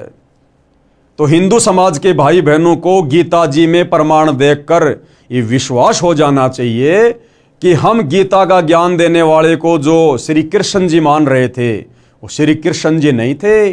श्री कृष्ण जी में प्रवेश करके काल ब्रह्म गीता का ज्ञान दे रहा है। और वो काल ब्रह्म भी कह रहा है कि भाई मैं कंप्लीट भगवान नहीं हूं, मैं सारी सृष्टि का मालिक नहीं हूं, मैं परमपिता परमेश्वर नहीं हूं, मेरे से अन्य है वो परमात्मा जिसको परम अक्षर ब्रह्म कहते हैं, जो सतलोक में रहता है, जो सबका धारण पोषण करता है और तत्वदर्शी संत के माध्यम से उसकी भक्ति करने वाले का सदा सदा के लिए जन्म मरण समाप्त हो जाता है। तो क्या कह रहा है गीता ज्ञान देने वाला भगवान? जो मेरे शरण होकर जरा और मरण से छूटने के लिए यत्न करते हैं, वे पुरुष उस ब्रह्म को, ब्रह्म यानी भगवान को, संपूर्ण अध्यात्म को तथा संपूर्ण कर्मों को जानते हैं। बिल्कुल क्लियर कर दिया है। अब आप जी ध्यान से पढ़िएगा आगे गीता अध्याय 8 श्लोक 1 की फोटोकॉपी। किम तत् ब्रह्म किम अध्यात्म किम कर्म पुरुषोत्तम अधिभूतम च किम प्रोक्तम अधिदेवम किम उच्चते। इस प्रकार भगवान के वचनों को न समझकर अर्जुन बोले, क्या बोले? हे पुरुषोत्तम। क्योंकि अर्जुन को ज्ञान नहीं था, अर्जुन को तत्व ज्ञान नहीं था, इसलिए अर्जुन श्री कृष्ण जी को ही पुरुषोत्तम कह रहा है। तो अर्जुन ने क्या कहा कि हे पुरुषोत्तम, वह ब्रह्म क्या है, वो परमात्मा क्या है, वो भगवान क्या है, और अध्यात्म क्या है, और ये कर्म क्या है। अधिभूत नाम से क्या कहा गया है और अधिदेव किसको कहते हैं। यानी अर्जुन ने अपनी शंका जाहिर की, तो अब इसका जवाब गीता ज्ञान देने वाला भगवान ये काल ब्रह्म गीता अध्याय 8 श्लोक 3 में बता रहा है। अक्षरम ब्रह्म परमम स्वभावम अध्यात्मम उच्यते भूत भावो द्वैकर विसर्ग क्रम सच्चित्ते। क्या कहा जा रहा है? इस प्रकार अर्जुन के प्रश्न करने पर श्री भगवान बोले, यानी काल ब्रह्म ने जवाब दिया। और क्या कहा कि वो ब्रह्म क्या है, वो तत्व ब्रह्म क्या है? कहते हैं वो परम अक्षर ब्रह्म है, कि वो तो परम अक्षर ब्रह्म है, जो सर्वश्रेष्ठ परमात्मा है, तीनों लोकों में प्रवेश करके सबका धारण पोषण करने वाला है, वो परम अक्षर ब्रह्म है। अपना स्वरूप अर्थात जीवात्मा अध्यात्म नाम से कहा जाता है, तथा भूतों के भाव को उत्पन्न करने वाला जो त्याग है वह कर्म नाम से कहा गया है। अब भाइयों और बहनों, इन सभी श्लोकों का अच्छे से स्पष्टीकरण सतगुरु रामपाल जी करके हमें समझाएंगे। गीता अध्याय 8 श्लोक 5 की फोटोकॉपी, ये श्लोक आप भाई बहनों की आंखों के सामने है, आप अपने सामने रखी गीता से मिला सकते हैं। ये इसका हिंदी अनुवाद है। जो पुरुष यानी जो भगवान, पुरुष यानी भगवान कौन कह रहा है? गीता ज्ञान देने वाला ब्रह्म कह रहा है कि जो पुरुष यानी भगवान अंत काल में भी मुझको ही सुमरण करता हुआ शरीर को त्याग कर जाता है, वह मेरे साक्षात स्वरूप को प्राप्त होता है, इसमें कुछ भी संशय नहीं है। यानी ये गीता ज्ञान देने वाला ब्रह्म कह रहा है कि जो व्यक्ति, जो साधक, जो भगत शरीर छोड़ते समय अंत समय तक मुझे ध्यान में रखता है, मेरे ओम नाम की जाप करता है, मेरी साधना करता है, वो अंत काल में मुझे ही प्राप्त होता है। लेकिन इसकी प्राप्ति मात्र से हमारा कंप्लीट मोक्ष नहीं है। उसके लिए इसने अपने से अन्य दूसरे भगवान की शरण में जाने को कहा है, परम अक्षर ब्रह्म की शरण में जाने को। गीता अध्याय 8 श्लोक 6 की फोटोकॉपी, ये संस्कृत में श्लोक लिखा हुआ है, आप जी पढ़ सकते हैं। यहां पर हिंदी अनुवाद है।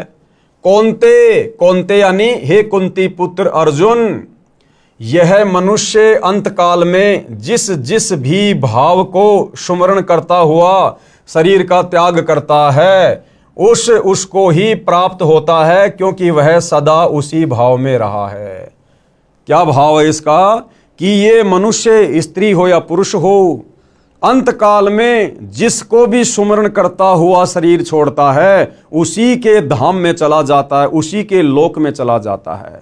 सीधी भाषा में गुरुदेव ने बताया कि जहां आशा तहां बासा होई, मन कर्म वचन सुमरियो सोई। अंत काल में ये प्राणी जिस भी भाव में भावित रहता है, यानी जिसका भी सुमरण करता है, जिसमें भी इसकी सुरती टिकी रहती है, जैसे कोई अपने इष्ट विष्णु जी का ध्यान करता है, विष्णु जी का सुमरण करता है, तो शरीर छोड़ने के बाद वो साधक सीधा विष्णु जी के लोक में जाता है। और यदि शरीर छोड़ते समय कोई व्यक्ति अपने बेटा बेटी, खेत खलिहान, कार कोठी, अगर उनके बारे में सुमरण करता है, उनका चिंतन करता है, उनके विषय में सोचता रहता है कि मेरे मरने के बाद मेरे परिवार का क्या होगा, इस फसल को कौन संभालेगा, खेती बाड़ी का ध्यान कौन रखेगा, मेरे बच्चे अभी बहुत छोटे हैं, तो मरते समय उस नादान प्राणी की सोच, सुरती, सुमरण, चिंतन उस परिवार में रहा, तो शरीर छोड़ने के बाद वो उसी परिवार में वापस गधा कुत्ता बनकर, गाय बैल भैंस बनकर जन्म लेता है। तो इस अध्याय का ये सारांश है कि हे कुंती पुत्र अर्जुन, यह मनुष्य अंतकाल में, अंतकाल यानी शरीर छोड़ते समय जिस जिस भी भाव को सुमरण करता हुआ शरीर का त्याग करता है, उसको ही प्राप्त होता है, क्योंकि वह सदा उसी भाव से भावित रहा है। गीता अध्याय 8 श्लोक नंबर 7 की फोटोकॉपी, ये श्लोक आप जी की आंखों के सामने है, यहां पर हिंदी लिखी हुई है। इसलिए हे अर्जुन, तू सब समय में निरंतर मेरा सुमरण कर और युद्ध भी कर। अब भाइयों और बहनों, ये काल ब्रह्म नहीं चाहता कि कोई भी प्राणी मेरे इस 21 ब्रह्मांड से निकलकर मुक्ति को प्राप्त हो जाए, उस परम अक्षर ब्रह्म के सनातन परम धाम सतलोक में चला जाए। ये काल ब्रह्म ऐसा क्यों नहीं चाहता है? इसीलिए तो यहां पर अर्जुन को सत्यता नहीं बता रहा, अर्जुन को हकीकत नहीं बता रहा। ये तो कह रहा है कि अंत समय में ये प्राणी जिसका भी सुमरण करता हुआ शरीर छोड़ता है उसी के लोक में चला जाता है। और अध्याय 18 श्लोक 62 में यह भी कह दिया कि मेरे से अन्य वो परम अक्षर ब्रह्म है, पूर्ण परमात्मा, जहां जाने के बाद साधक फिर कभी लौटकर इस गंदे संसार में नहीं आता। फिर यहां पर गीता अध्याय 8 श्लोक 7 में वो अर्जुन को क्यों भ्रमित कर रहा है कि इसलिए अर्जुन तू मेरा ध्यान कर और तू युद्ध भी कर, क्योंकि वो नहीं चाहता कि कोई भी प्राणी उसके जाल से बाहर निकल जाए, उसके लोक से बाहर निकल जाए। ऐसा क्यों? क्योंकि भाइयों और बहनों, गीता का ज्ञान देने वाले इस काल ब्रह्म को, ज्योति निरंजन को, दुर्गा के पति को, ब्रह्मा विष्णु महेश के पिताजी को, पूर्ण परमात्मा परम अक्षर ब्रह्म की ओर से एक भयंकर श्राप लगा हुआ है। वो श्राप क्यों लगा, कहां लगा, क्या गलती करी थी और क्या वो श्राप था, इसको प्रतिदिन 1 लाख मानव शरीरधारी स्त्री पुरुषों के सूक्ष्म शरीर में जमा वासना को, गंध को खाने का श्राप लगा हुआ है। इसलिए ये यहां पर सभी को भ्रमित रखता है और अपनी ही साधना में लगा के रखना चाहता है, ताकि ये प्राणी इस काल ब्रह्म की साधना करके इसी के 21 ब्रह्मांड में जन्मते रहें और मरते रहें और इसके भोजन की व्यवस्था बनी रहे। तो भाइयों और बहनों, जब हम आगे इसी पुस्तक में या YouTube पर मोबाइल से सतगुरु रामपाल जी के सृष्टि रचना वाले सत्संग सुनेंगे, तब हमें पता चलेगा कि इस काल ब्रह्म ने उस सनातन परम धाम में, ये भी पहले वहीं रहता था परम अक्षर ब्रह्म के पास में, ये भी उसी का बेटा है, उसी की संतान है, उसी की आत्मा है। इसने वहां सतलोक में क्या ऐसी गलती कर दी थी जिस कारण से कबीर परमेश्वर जी ने, परम अक्षर ब्रह्म ने इस काल समेत दुर्गा को और हम सभी आत्माओं को इसके साथ इस गंदे लोक में यानी 21 ब्रह्मांड में सतलोक से 16 शंख कोस की दूरी पर भेज दिया। तो ये सारी जानकारी भाइयों और बहनों हमें सृष्टि रचना को पढ़ने और सुनने से मिलेगी। आगे चलकर इस पुस्तक में भी सृष्टि रचना लिखी हुई है। आप जी YouTube पर संत रामपाल जी के सत्संग के माध्यम से भी सृष्टि रचना को समझ सकते हैं। तो यहां पर यह काल ब्रह्म, गीता का ज्ञान देने वाला भगवान, ये अर्जुन को भ्रमित कर रहा है। इसलिए हे अर्जुन, तू सब समय में निरंतर मेरा स्मरण कर और युद्ध भी कर। इस प्रकार मुझ में अर्पण किए हुए मन बुद्धि युक्त होकर तू निसंदेह मुझको ही प्राप्त होगा। और ये कहां रहता है? इसी अध्याय 8 का जब हम श्लोक नंबर 16 पढ़ेंगे तो ये काल ब्रह्म कह रहा है कि मैं तो ब्रह्मलोक में रहता हूं, ब्रह्मलोक में, और कह रहा है कि मेरे ब्रह्मलोक में आया हुआ प्राणी भी अपना कर्म फल भोगने के बाद वापस नीचे 84 लाख योनियों में जाता है, गधे कुत्ते सूअर के शरीरों में कष्ट उठाता है। इसका ब्रह्मलोक भी विनाश में आता है। ब्रह्मलोक में गए प्राणी भी फिर नरक में जाते हैं। ये स्वयं आगे स्वीकार कर रहा है गीता अध्याय 8 श्लोक नंबर 16 में। अब हम पढ़ेंगे गीता जी अध्याय 8 श्लोक 8 की ये फोटोकॉपी है। ये है गीता अध्याय 8 श्लोक 8 की फोटोकॉपी। भाई और बहनों, यहाँ पर PDF में थोड़ा साफ दिखाई नहीं दे रहा होगा, मैं आपको मोबाइल से सुना देता हूँ। इसमें काल ब्रह्म के द्वारा गीता का ज्ञान देते समय अर्जुन को कहा गया है कि जो व्यक्ति अभ्यास के द्वारा अपने मन को एकाग्र करके लगातार परम पुरुष ईश्वर का ध्यान करता है, वह निश्चय ही मुझे ईश्वर को प्राप्त कर लेता है। यहाँ भाई और बहनों, ये थोड़ी सी अटकलबाजी कर गया।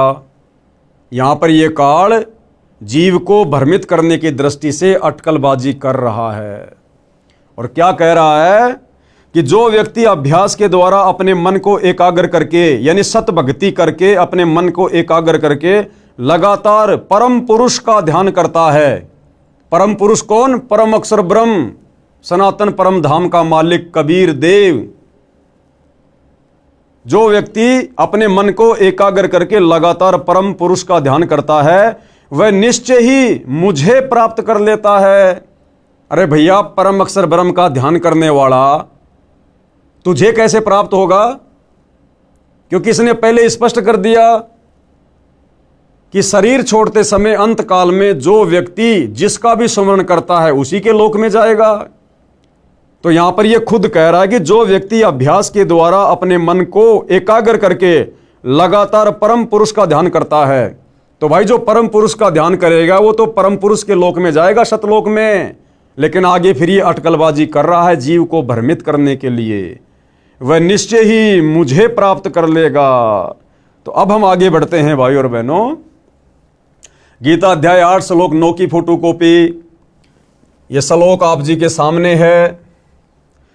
जो पुरुष सर्वज्ञ, अनादि, सबके नियंता, सूक्ष्म से भी अति सूक्ष्म, सबके धारण पोषण करने वाले, अचिंत्य स्वरूप, सूर्य के सदृश से नित्य चेतन प्रकाश रूप और अविद्या से अति परे शुद्ध सच्चिदानंद घन ब्रह्म परमेश्वर का सुमरण करता है।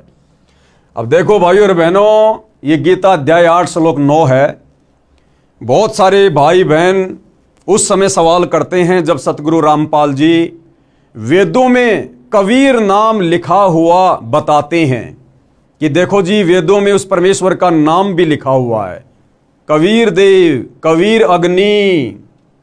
तो बहुत सारे भाई बहन ऑब्जेक्शन करते हैं कि जी गीता जी में दिखाओ कबीर जी का गीता में कहाँ नाम लिखा हुआ है, क्योंकि वेदों में परमात्मा का नाम लिखा हुआ है कवि, और कवि के आगे 2 अपसर्ग लगे हुए हैं।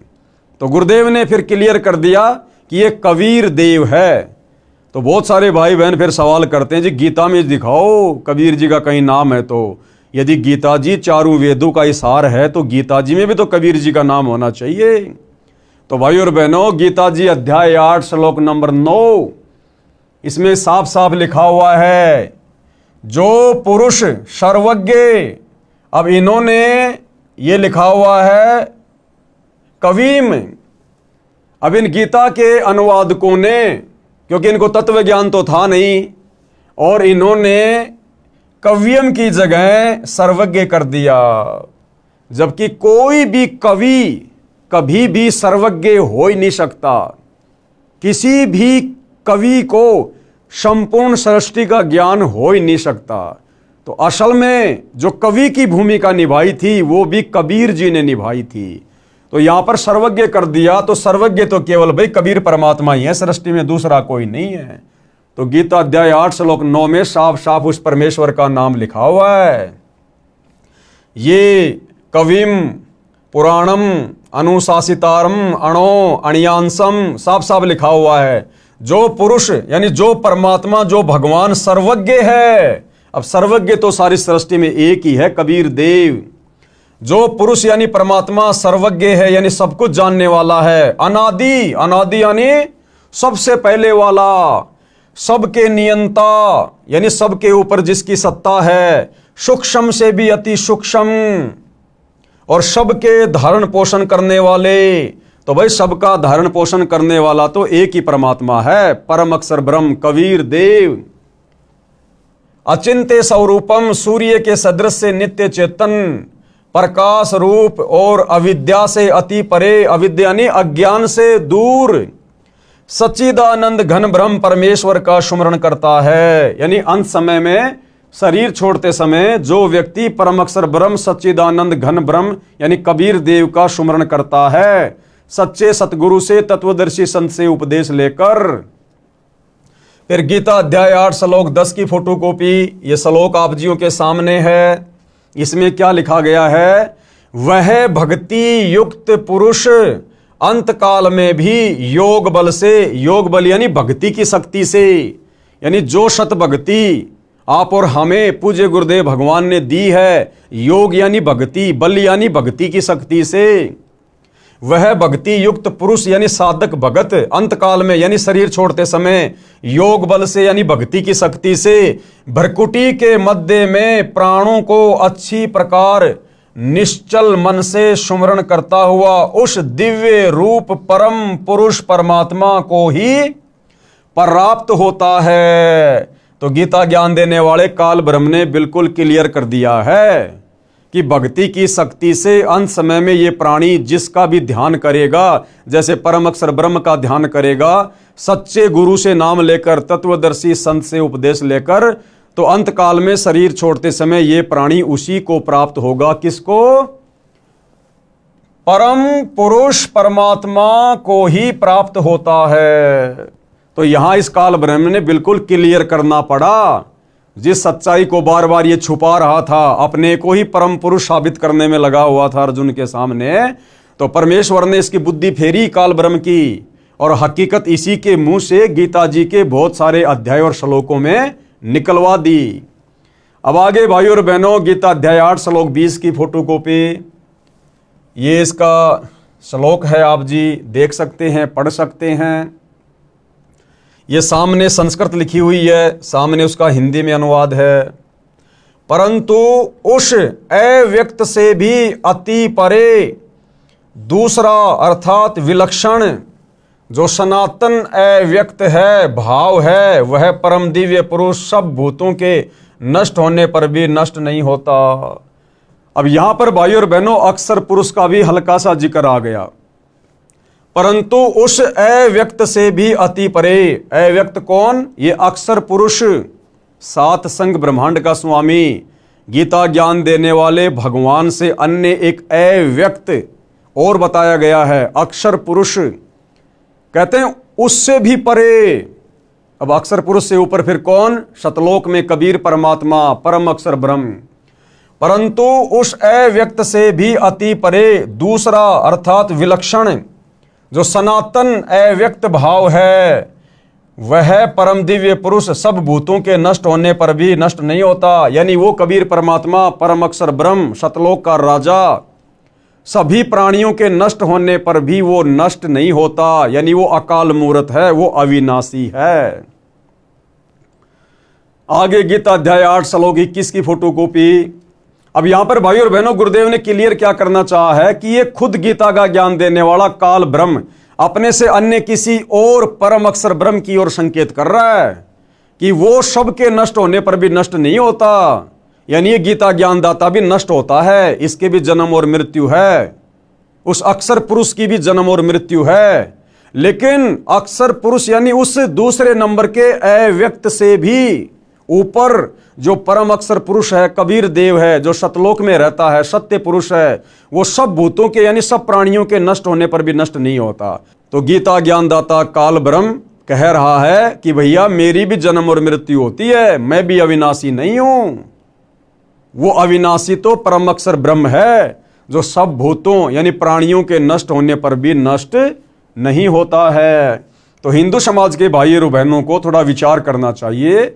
जिस गीता ज्ञान देने वाले भगवान को हमने उत्तम भगवान मान लिया था, हमारे धर्म गुरुओं की नादानी के कारण, शास्त्रों का ज्ञान ना होने के कारण, वो गीता का ज्ञान देने वाला भगवान काल ब्रह्म वो तो कह रहा है कि मेरे से अन्य है वो परम अक्षर ब्रह्म जो कभी भी नष्ट नहीं होता, वो अविनाशी है और उसी की भक्ति से पूर्ण मोक्ष होगा। आगे गीता अध्याय 8 श्लोक 21 की फोटोकॉपी, श्लोक संस्कृत में आप जियों के सामने है। अव्यक्त अक्षर इस नाम से कहा गया है, उसी अक्षर नामक अव्यक्त भाव को परम गति कहते हैं। यानी जो व्यक्ति उस परम पुरुष की भक्ति करके, अक्षर पुरुष ब्रह्म की भक्ति करके, साधना करके, तत्वदर्शी संत से साधना लेकर जो उस कबीर देव परम अक्षर ब्रह्म की भक्ति करता है और जो उसके लोक में चला जाता है, कहते हैं उसी को परम गति कहते हैं। यानी उस सनातन परम धाम में जाने के बाद ये प्राणी वापस लौटकर संसार में नहीं आता। वहां जाने के बाद कभी भी जीव की मृत्यु नहीं होती है, कभी बुढ़ापा नहीं आता है, वहां सर्व सुख हैं। जिस सनातन अव्यक्त भाव को प्राप्त होकर मनुष्य वापस नहीं आते, कहां? इस काल ब्रह्म के 21 ब्रह्मांड में, इस मृत्यु लोक में, 84 लाख योनियों में, वह मेरा परम धाम है। गीता का ज्ञान देने वाला काल ब्रह्म, ब्रह्मा विष्णु महेश का पिता, दुर्गा का पति, गीता का ज्ञान देते समय अब क्या कह रहा है कि मेरा भी वही परम धाम है, यानी अर्जुन मैं भी उसी परम धाम से आया हुआ हूं, मैं भी उसी सतलोक से यहां नीचे आया हुआ हूं।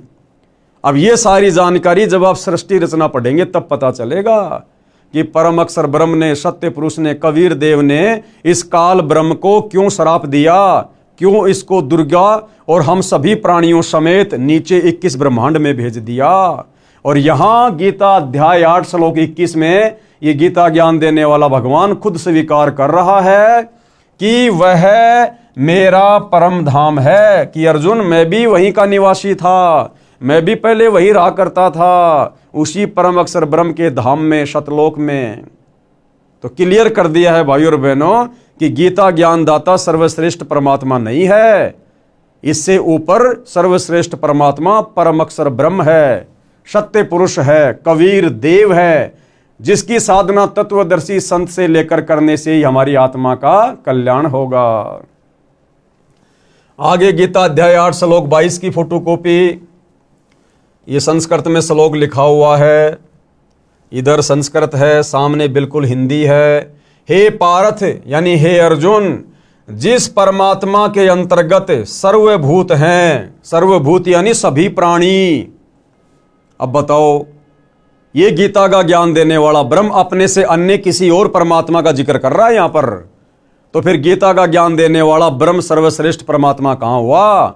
ये तो कह रहा कि हे पार्थ, हे अर्जुन, जिस परमात्मा के अंतर्गत यानी जिस परम अक्षर ब्रह्म के अंडर में सर्वभूत हैं यानी सभी प्राणी हैं, और जिस सच्चिदानंद घन ब्रह्म परमात्मा से यह समस्त जगत परिपूर्ण है, और जिसने इस समस्त सृष्टि की रचना की है, वह सनातन अव्यक्त परम पुरुष तो अनन्य भक्ति से ही प्राप्त होने योग्य है। गीता ज्ञान देने वाला काल ब्रह्म कह रहा कि अर्जुन, जिस परमात्मा के अंतर्गत यानी जिस परम अक्षर ब्रह्म के, सत्य पुरुष के, कबीर जी के अंतर्गत सर्वभूत यानी सभी प्राणी हैं, और जिस सच्चिदानंद घन परमात्मा से यह समस्त जगत परिपूर्ण है, यानी जिसने सारी सृष्टि की रचना की, वह सनातन यानी सदा रहने वाला अव्यक्त परम पुरुष तो अनन्य भक्ति से ही प्राप्त होने योग्य है। अनन्य भक्ति यानी केवल एक उसी की भक्ति, अन्य किसी की पूजा नहीं, ना इस काल ब्रह्म की। ये बात कहकर ये काल ब्रह्म अपनी पूजा के लिए भी मना कर रहा है, अपनी साधना के लिए भी मना कर रहा है। वो परम अक्षर ब्रह्म सनातन परमात्मा केवल अनन्य भक्ति से, अनन्य भक्ति का मतलब होता है केवल एक को ही अपना इष्ट मानकर पूजना। इसलिए भाइयों और बहनों, गीता जी स्वयं देवी देवताओं की पूजा को मना कर रही है, ब्रह्मा विष्णु महेश की पूजा को मना कर रही है, और गीता ज्ञान देने वाला इस 21 ब्रह्मांड का स्वामी ये काल निरंजन अपनी खुद की भक्ति करने को भी मना कर रहा है कि भैया पूजा तो केवल उस परम अक्षर ब्रह्म की करो, तभी तुम्हें सनातन परम धाम मिलेगा। आगे बढ़ते हैं भाइयों और बहनों, गीता अध्याय 15 श्लोक 17 की फोटोकॉपी। अब यहां पर बिल्कुल क्लियर कर दिया गया है, उत्तम पुरुष तु अन्य परमात्मा इति उदाहरतः ये लोकत्रयम् अवश्य विभर्ति अवय ईश्वर। उत्तम पुरुष तु अन्य यानी उत्तम, उत्तम यानी सर्वश्रेष्ठ, उत्तम यानी सर्वश्रेष्ठ, और ये पुरुष, पुरुष यानी परमात्मा, गीता का ज्ञान देने वाला भगवान, ये काल ब्रह्म, ब्रह्मा विष्णु महेश का पिता, दुर्गा का पति, स्पष्ट कर रहा है कि अर्जुन सर्वश्रेष्ठ परमात्मा तो कोई और ही है। यानी स्वयं गीता का ज्ञान देने वाला काल ब्रह्म सर्वश्रेष्ठ परमात्मा नहीं है। और क्या कह रहा है? उत्तम पुरुष तो अन्य ही है, उत्तम यानी सर्वश्रेष्ठ, और ये पुरुष यानी भगवान, कहता है वो तो अन्य ही है अर्जुन, मेरे से अन्य है, जो तीनों लोकों में प्रवेश करके सबका धारण पोषण करता है। तीनों लोक ये ब्रह्मा विष्णु महेश के लोक नहीं, तीनों लोक ये पाताल स्वर्ग और पृथ्वी नहीं, पूरा 21 ब्रह्मांड इस काल का एक लोक है। दूसरा लोक कहा जाता है अक्षर पुरुष के 7 संग ब्रह्मांडों को, और तीसरा लोक कहा जाता है ऊपर के चारों अविनाशी लोकों को। यानी 21 ब्रह्मांड एक लोक हो गया, अक्षर पुरुष के ब्रह्मांड ये दूसरा लोक हो गया, और ऊपर के चारों अविनाशी लोक, शतलोक, अगमलोक, अलखलोक, अनामिलोक, इन चारों को मिलाकर एक लोक की संज्ञा दी गई है कि जो परमात्मा, जो उत्तम पुरुष तीनों लोकों में प्रवेश करके सबका धारण पोषण करता है। उत्तम पुरुष तो अन्य ही है जो तीनों लोकों में प्रवेश करके इन तीनों लोकों के अंतर्गत सारी सृष्टि आ जाती है, जो तीनों लोकों में प्रवेश करके सबका धारण पोषण करता है। अविनाशी परमेश्वर और परमात्मा इस प्रकार कहा गया है। ये गीता ज्ञान देने वाला कह रहा कि अर्जुन, इसलिए मैं उसको परमेश्वर कहता हूं, अविनाशी कहता हूं। क्यों? क्योंकि वो तीनों लोकों में प्रवेश करके यानी सारी सृष्टि का धारण पोषण करता है, इसलिए वो मेरे से अन्य उत्तम परमात्मा है, उत्तम परमेश्वर है। और उसी की भक्ति करने से जीव आत्मा का सदा सदा के लिए जन्म और मरण से छुटकारा होता है, अन्य कोई चारा नहीं है। तो अब विशेषकर हिंदू समाज से जुड़े श्रद्धालुओं को अपनी आंखों से गीता जी के ये प्रमाण देखकर विचार करना चाहिए, चिंतन करना चाहिए कि गीता जैसा पवित्र ग्रंथ हमें अध्यात्म के विषय में क्या मार्गदर्शन कर रहा है, भक्ति और भगवान के विषय में हमें क्या कहना चाह रहा है। और हमारे नादान धर्म गुरुओं ने तत्व ज्ञान के अभाव में हमें गीता और वेदों का क्या उल्टा पाठ पढ़ा दिया है, हमें भगवान और भक्ति की परिभाषा से कोसों दूर कर दिया है। तो आगे बढ़ते हैं भाइयों और बहनों। गीता अध्याय 2 श्लोक 17 की फोटोकॉपी, यानी फिर से गीता का ज्ञान देने वाला ये काल ब्रह्म, ब्रह्मा विष्णु महेश का पिता, दुर्गा का पति, अपने से अन्य उस परम अक्षर ब्रह्म की जानकारी दे रहा है, अपने से अन्य उस सर्वश्रेष्ठ परमात्मा के विषय में बता रहा है। और क्या कह रहा है? गीता अध्याय 2 श्लोक नंबर 17 आप जी की आंखों के सामने है। नाश रहित तो तू उसको जान जिससे यह संपूर्ण जगत व्याप्त है। यह आपकी आंखों के सामने संस्कृत है। अविनाशी, अविनाशी यानी नाश रहित, जिसका कभी विनाश नहीं होता। अविनाशी तू तत्विधि येन इदम सर्वम, यानी हे अर्जुन, नाश रहित यानी कभी जिसका नाश ना हो, नाश रहित तो तू उसको जान जिससे यह संपूर्ण जगत व्याप्त है। यानी हे अर्जुन, तू अविनाशी यानी नाश रहित भगवान यानी परमात्मा उसको जान जिसने सारे संसार की रचना की है। अगर सारे संसार की रचना करने वाला भगवान ये गीता का ज्ञान देने वाला ब्रह्म होता तो अर्जुन को अपने से अन्य किसी और की तरफ संकेत ना करता।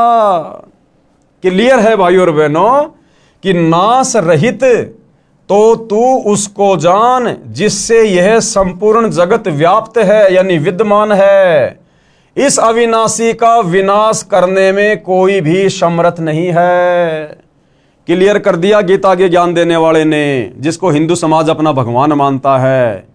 वो कह रहा कि अर्जुन, उसका नाश करने में कोई भी समर्थ नहीं है। यानी एकमात्र सृष्टि में वही अविनाशी परमात्मा है, परम अक्षर ब्रह्म, सत्य पुरुष।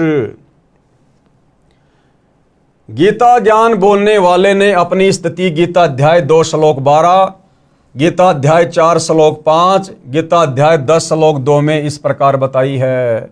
अब ये गीता ज्ञान देने वाला कौन? काल ब्रह्म, जो श्री कृष्ण जी के शरीर में प्रेत की तरह प्रवेश करके गीता का ज्ञान दे रहा है। अब भाइयों और बहनों, इन श्लोकों में कौन कौन से श्लोकों में? गीता अध्याय 2 श्लोक 12, गीता अध्याय 4 श्लोक 5 और गीता अध्याय 10 श्लोक 2 में अपने विषय में कह रहा है ये काल ब्रह्म कि अर्जुन, तेरे और मेरे बहुत से जन्म हो चुके हैं। तू भी जन्मता है और मरता है, मैं भी जन्मता हूं और मरता हूं। यानी ये गीता का ज्ञान देने वाला भगवान अविनाशी नहीं है। अविनाशी कौन है? उसके विषय में तो इसने ऊपर के श्लोक में बता दिया कि अविनाशी तो उसको जान जिसको मारने में कोई भी समर्थ नहीं है। और अब ये गीता का ज्ञान देने वाला काल ब्रह्म गीता अध्याय 2 श्लोक 12, गीता अध्याय 4 श्लोक 5 और गीता अध्याय 10 श्लोक 2 में अपनी स्थिति बता रहा है जन्म और मरण के विषय में। कह रहा कि मैं अविनाशी नहीं हूं, मेरे तो जन्म और मृत्यु होती है। अब बताओ भाई और बहनों, जिसकी खुद की जन्म और मृत्यु हो, फिर वो कैसे परमात्मा हो सकता है? ध्यान से पढ़िएगा। पेश है गीता अध्याय 2 श्लोक 12, गीता अध्याय 4 श्लोक 5 और गीता अध्याय 10 श्लोक 2 की फोटो कॉपी। देखो भाई और बहनों, आज तक के भक्ति इतिहास में हमारे किसी भी धर्म गुरु ने, किसी भी आचार्य और शंकराचार्य ने, किसी भी कथावाचक ने या किसी भी धर्म के किसी भी गुरु ने हमें इन धर्मशास्त्रों को इस प्रकार से अध्याय बताकर, श्लोक बताकर, उंगली रख रख कर हमें इस प्रकार से नहीं समझाए, क्योंकि इन लोगों के पास में तत्व ज्ञान का अभाव था। इन चारों वेदों में, गीता जी में, कुरान, तौरेत, जबूर, इंजिल, बाइबल, इनमें कंप्लीट अध्यात्म का ज्ञान नहीं है। तो जब हमारे धर्म गुरुओं को ही कंप्लीट अध्यात्म का ज्ञान नहीं था, तो भला वे हमें क्या बताते, क्या समझाते?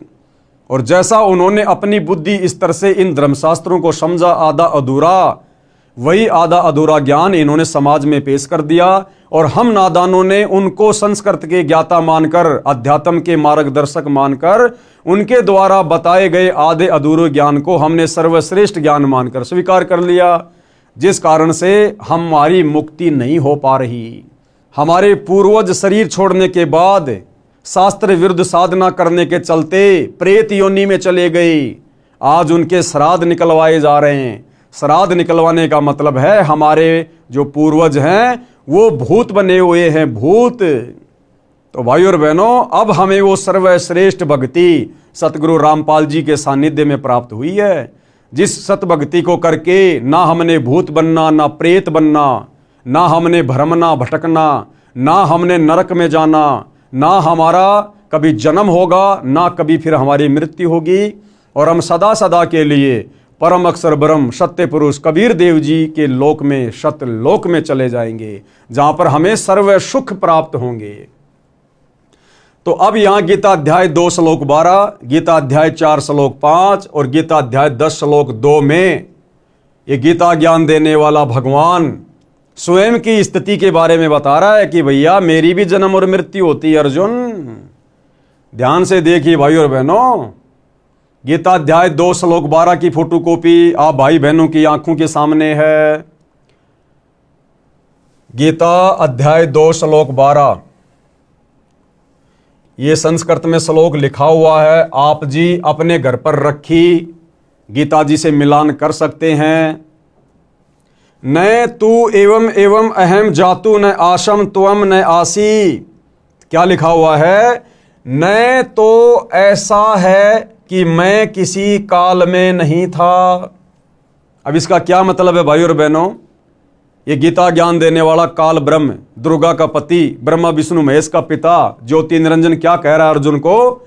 न तो ऐसा है कि अर्जुन ऐसा भी नहीं है कि मैं किसी काल में नहीं था, यानी मैं हर समय रहता हूं, यानी मेरा जन्म होता रहता है।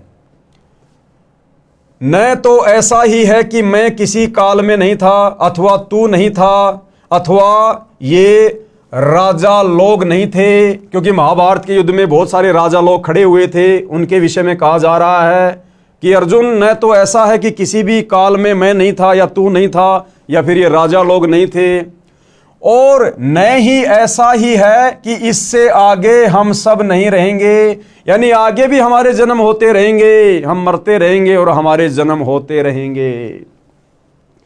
आगे चलिए गीता अध्याय 4 श्लोक 5 की फोटोकॉपी। ये गीता अध्याय 4 श्लोक 5 की फोटोकॉपी है भाई और बहनों। पीडीएफ में थोड़ा क्लियर नहीं आ रहा है, इसलिए दास ने साइड में उसकी फोटोकॉपी लगा दी है। आप जी गीता अध्याय 4 श्लोक 5 को देख सकते हैं। इसमें गीता ज्ञान देने वाले काल ब्रह्म ने बिल्कुल क्लियर कर दिया अपने जन्म के विषय में। और क्या कह रहा है? हे परंतप अर्जुन, मेरे और तेरे बहुत से जन्म हो चुके हैं, तू उनको नहीं जानता किंतु मैं जानता हूं। क्लियर कर दिया है गीता ज्ञान देने वाले ने कि मेरा जन्म और मृत्यु होती है, कि हे परंतप अर्जुन, तेरे और मेरे बहुत से जन्म हो चुके हैं, किंतु उन सबको तू नहीं जानता, मैं जानता हूं। यानी गीता ज्ञान देने वाले भगवान इस काल ब्रह्म की भी मृत्यु होती है और इसके जन्म होते हैं। और भाइयों और बहनों, जो जन्म और मृत्यु में है वो कभी भी हमारा जन्म और मृत्यु का रोग समाप्त नहीं कर सकता। जो जन्म और मृत्यु में है वो परमात्मा नहीं हो सकता, परमेश्वर नहीं हो सकता। इसीलिए गीता ज्ञानदाता काल ब्रह्म ने उस परम अक्षर ब्रह्म को अविनाशी की संज्ञा दी गई है कि नाश रहित तो उसको जान, जिसको मारने में कोई भी सक्षम नहीं है।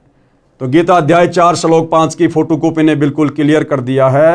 अब लास्ट में आपको दिखाते हैं भाइयों और बहनों, गीता अध्याय 10 श्लोक 2 संस्कृत आपके सामने है और क्या लिखा हुआ है, मेरी उत्पत्ति को, कौन कह रहा है, ये काल ब्रह्म गीता का ज्ञान देने वाला, कि मेरी उत्पत्ति को, उत्पत्ति यानी जन्म लेने की प्रक्रिया को, तो जिसकी उत्पत्ति होती है भाइयों और बहनों उसका विनाश भी होता है, यहां का नियम है।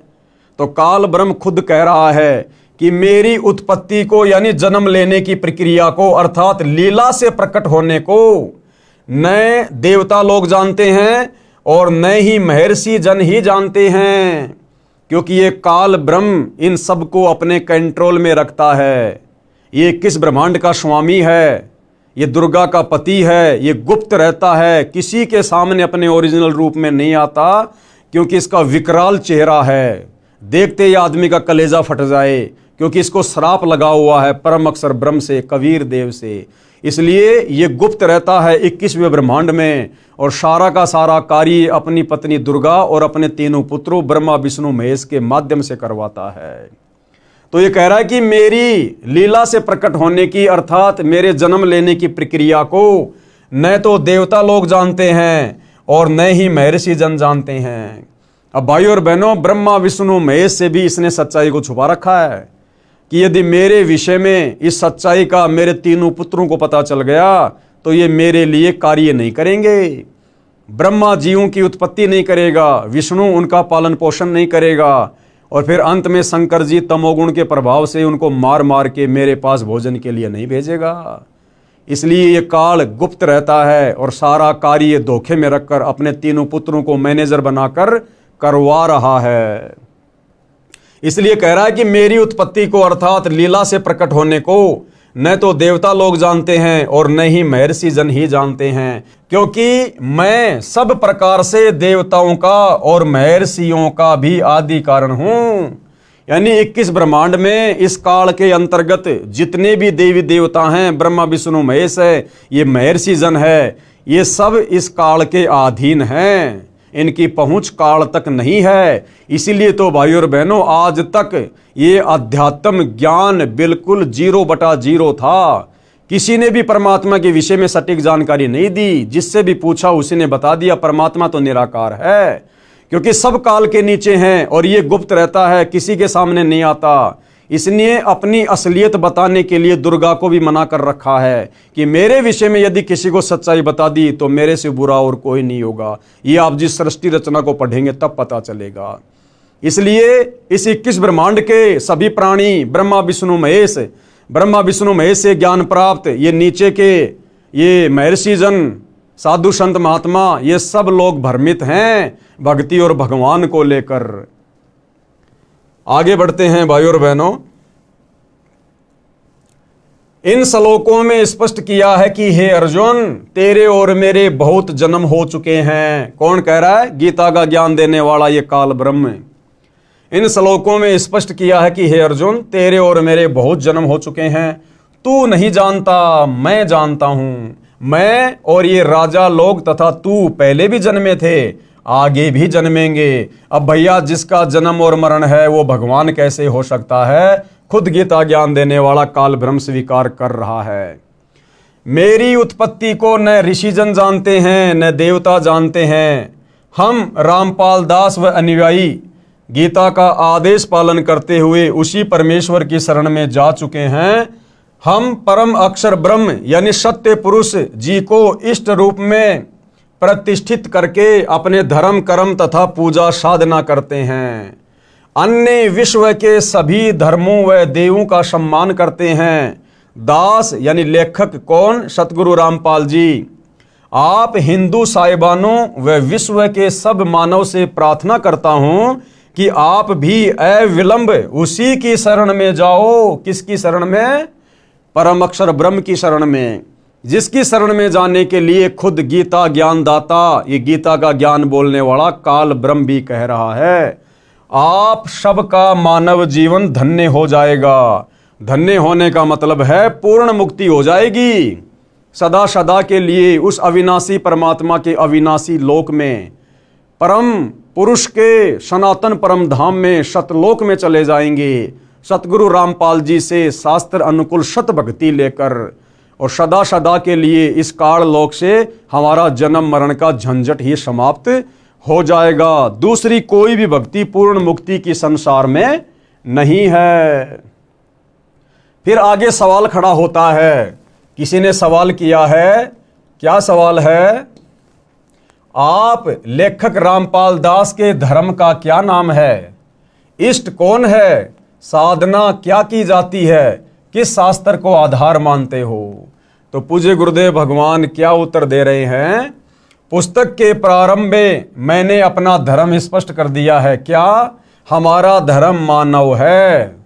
यानी ये जितने भी धर्म हैं जो वर्तमान में प्रचलित हैं, हिंदू, मुस्लिम, सिख, ईसाई, जैनी, यहूदी, बौद्ध, सिख, ये तो हमारे धार्मिक धर्म गुरुओं की अज्ञानता का नतीजा है, जो समाज को इन शास्त्रों का निष्कर्ष निकालकर सत भक्ति नहीं दे पाए, जिस कारण से समाज धीरे धीरे सनातनी पूजा से हटकर संप्रदायों में बट गया, देवी देवताओं की पूजा में बट गया। तो ये जो तथाकथित धर्म है, ये तो हमारे नादान धर्म गुरुओं की देन है। अन्यथा हम सभी प्राणियों का एक ही धर्म है, मानव धर्म, क्योंकि हम सब मानव है, इंसान हैं, और जिसके अंदर मानवता है, इंसानियत है, दया है, धर्म है, वही असल में धार्मिक व्यक्ति है। पुस्तक के प्रारंभ में मैंने अपना धर्म स्पष्ट कर दिया। हमारा धर्म मानव है। हम मानव शरीरधारी प्राणी हैं। यह आदि सनातन धर्म पंथ कहा जाता है। हमारा इष्ट यानी इष्ट कौन है? परम अक्षर ब्रह्म, जिसकी शरण में जाने के लिए गीता ज्ञानदाता कह रहा है। परम अक्षर ब्रह्म यानी सत्य पुरुष है। हम सूक्ष्म वेद के आधार से साधना में पूजा करते हैं, क्योंकि चारों वेदों में भक्ति का कंप्लीट ज्ञान नहीं है, इसलिए पांचवा वेद सूक्ष्म वेद, उसकी रचना स्वयं परम अक्षर ब्रह्म धरती पर संत रूप में आकर करवाते हैं। उसमें कंप्लीट अध्यात्म का ज्ञान होता है, और फिर उस पांचवें सूक्ष्म वेद को समझाने के लिए वही परम अक्षर ब्रह्म सत्य पुरुष कबीर देव तत्वदर्शी संत बनकर धरती पर प्रकट होते हैं, जैसे कि वर्तमान में सतगुरु रामपाल जी। परम अक्षर ब्रह्म का नाम कबीर है। चारों वेद व गीता जी का ज्ञान सूक्ष्म वेद से लिया अधूरा ज्ञान है, परंतु जितना इनमें ज्ञान है वह सत्य है, सूक्ष्म वेद से मिलता है। हमारा धाम सत्य लोक है, यानी हम कहाँ के निवासी हैं? सतलोक के, जिसे सनातन परम धाम भी कहा जाता है। सनातन मतलब जो कभी भी विनाश में नहीं आता, और ये परम यानी सर्वश्रेष्ठ, और धाम यानी जगह, स्थान। कृपया पढ़े इसी पुस्तक के पेज नंबर 437 पर उन्हें साधकों की आत्मकथा, जो पहले हिंदू समाज में चल रही शास्त्रों की विपरीत पूजा करते थे, जिसे कोई लाभ नहीं हुआ। जब से शास्त्रोक्त साधना करने लगे, कितना चमत्कारी लाभ हुआ, मोक्ष भी हुआ। अतः विश्व के सब भाइयों तथा बहनों से निवेदन करता हूं कि सब एक हो जाओ, यानी अब वो समय आ गया सत भक्ति करके जन्म मरण से अपना पीछा छुड़वाने का। ये भक्ति युग शुरू हो चुका है। सत्य साधना करके जन्म मृत्यु के कष्ट से सदा के लिए छुटकारा प्राप्त करो।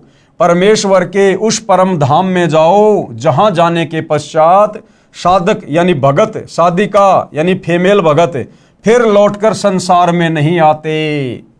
आप सभी का शुभ चिंतक लेखक संत रामपाल दास यानी सतगुरु रामपाल जी। तो भाइयों और बहनों, हिंदू धर्म के सर्वश्रेष्ठ ग्रंथ पवित्र गीता जी ने भक्ति और भगवान की स्थिति को दर्शाते हुए उसके विषय में साफ साफ बताते हुए किसी प्रकार की कोई कमी नहीं छोड़ी है। आप और हमें मनुष्य जन्म प्राप्त हैं। हमें परमपिता परमेश्वर ने 84 लाख योनियों से भिन्न शरीर प्रदान किया है। विशेष हमारे को बुद्धि प्रदान की है, सोचने समझने की, सलाह लेने की हमारे को विशिष्ट परमात्मा ने ये तर्क शक्ति दी है। हम इन सभी चीज़ों का इस्तेमाल करते हुए इस अध्यात्म को जानने और पहचानने का धैर्यपूर्वक निष्पक्ष होकर प्रयत्न करें, प्रयास करें। तभी भाइयों और बहनों हम इस पुस्तक में लिखे गूढ़ ज्ञान को, सत्य ज्ञान को समझ पाएंगे और सतगुरु रामपाल जी की शरण प्राप्त करके अपनी आत्मा का कल्याण करवा पाएंगे। तो भाइयों और बहनों, पवित्र पुस्तक हिंदू साहिबान नहीं समझे गीता वेद पुराण, इस पर आज हमारा ये 3रे नंबर का वीडियो था और आज इस पुस्तक की भूमिका समाप्त हो चुकी है। कल हम इस पुस्तक के 2 अध्याय से शुरू करेंगे आगे, जिसमें समझाया जाएगा 2 अध्याय पवित्र हिंदू शास्त्र वर्सेज हिंदू, यानी पवित्र हिंदू धर्म के पवित्र शास्त्रों में, चारों वेदों में और गीता जी में भक्ति और भगवान के विषय में क्या लिखा हुआ है और हिंदू समाज अपने ही धर्म के सदग्रंथों के विरुद्ध साधना कर रहा है या उन शास्त्रों के अनुसार साधना कर रहा है। इन सब बातों की जानकारी हम कल के वीडियो में प्राप्त करेंगे। तब तक के लिए पूज्य गुरुदेव भगवान हम सबको आशीर्वाद दे, हम सबका मार्गदर्शन करे, हमें सद्बुद्धि प्रदान करे, ताकि उनके कर कमल से लिखित इन पवित्र पुस्तकों की सच्चाई हमारी समझ में आ सके और हम अपना आत्म कल्याण करवाने की दिशा में आगे बढ़ें। तो आज के वीडियो में केवल इतना ही। बंदी छोड़ सतगुरु रामपाल जी भगवान की जय हो।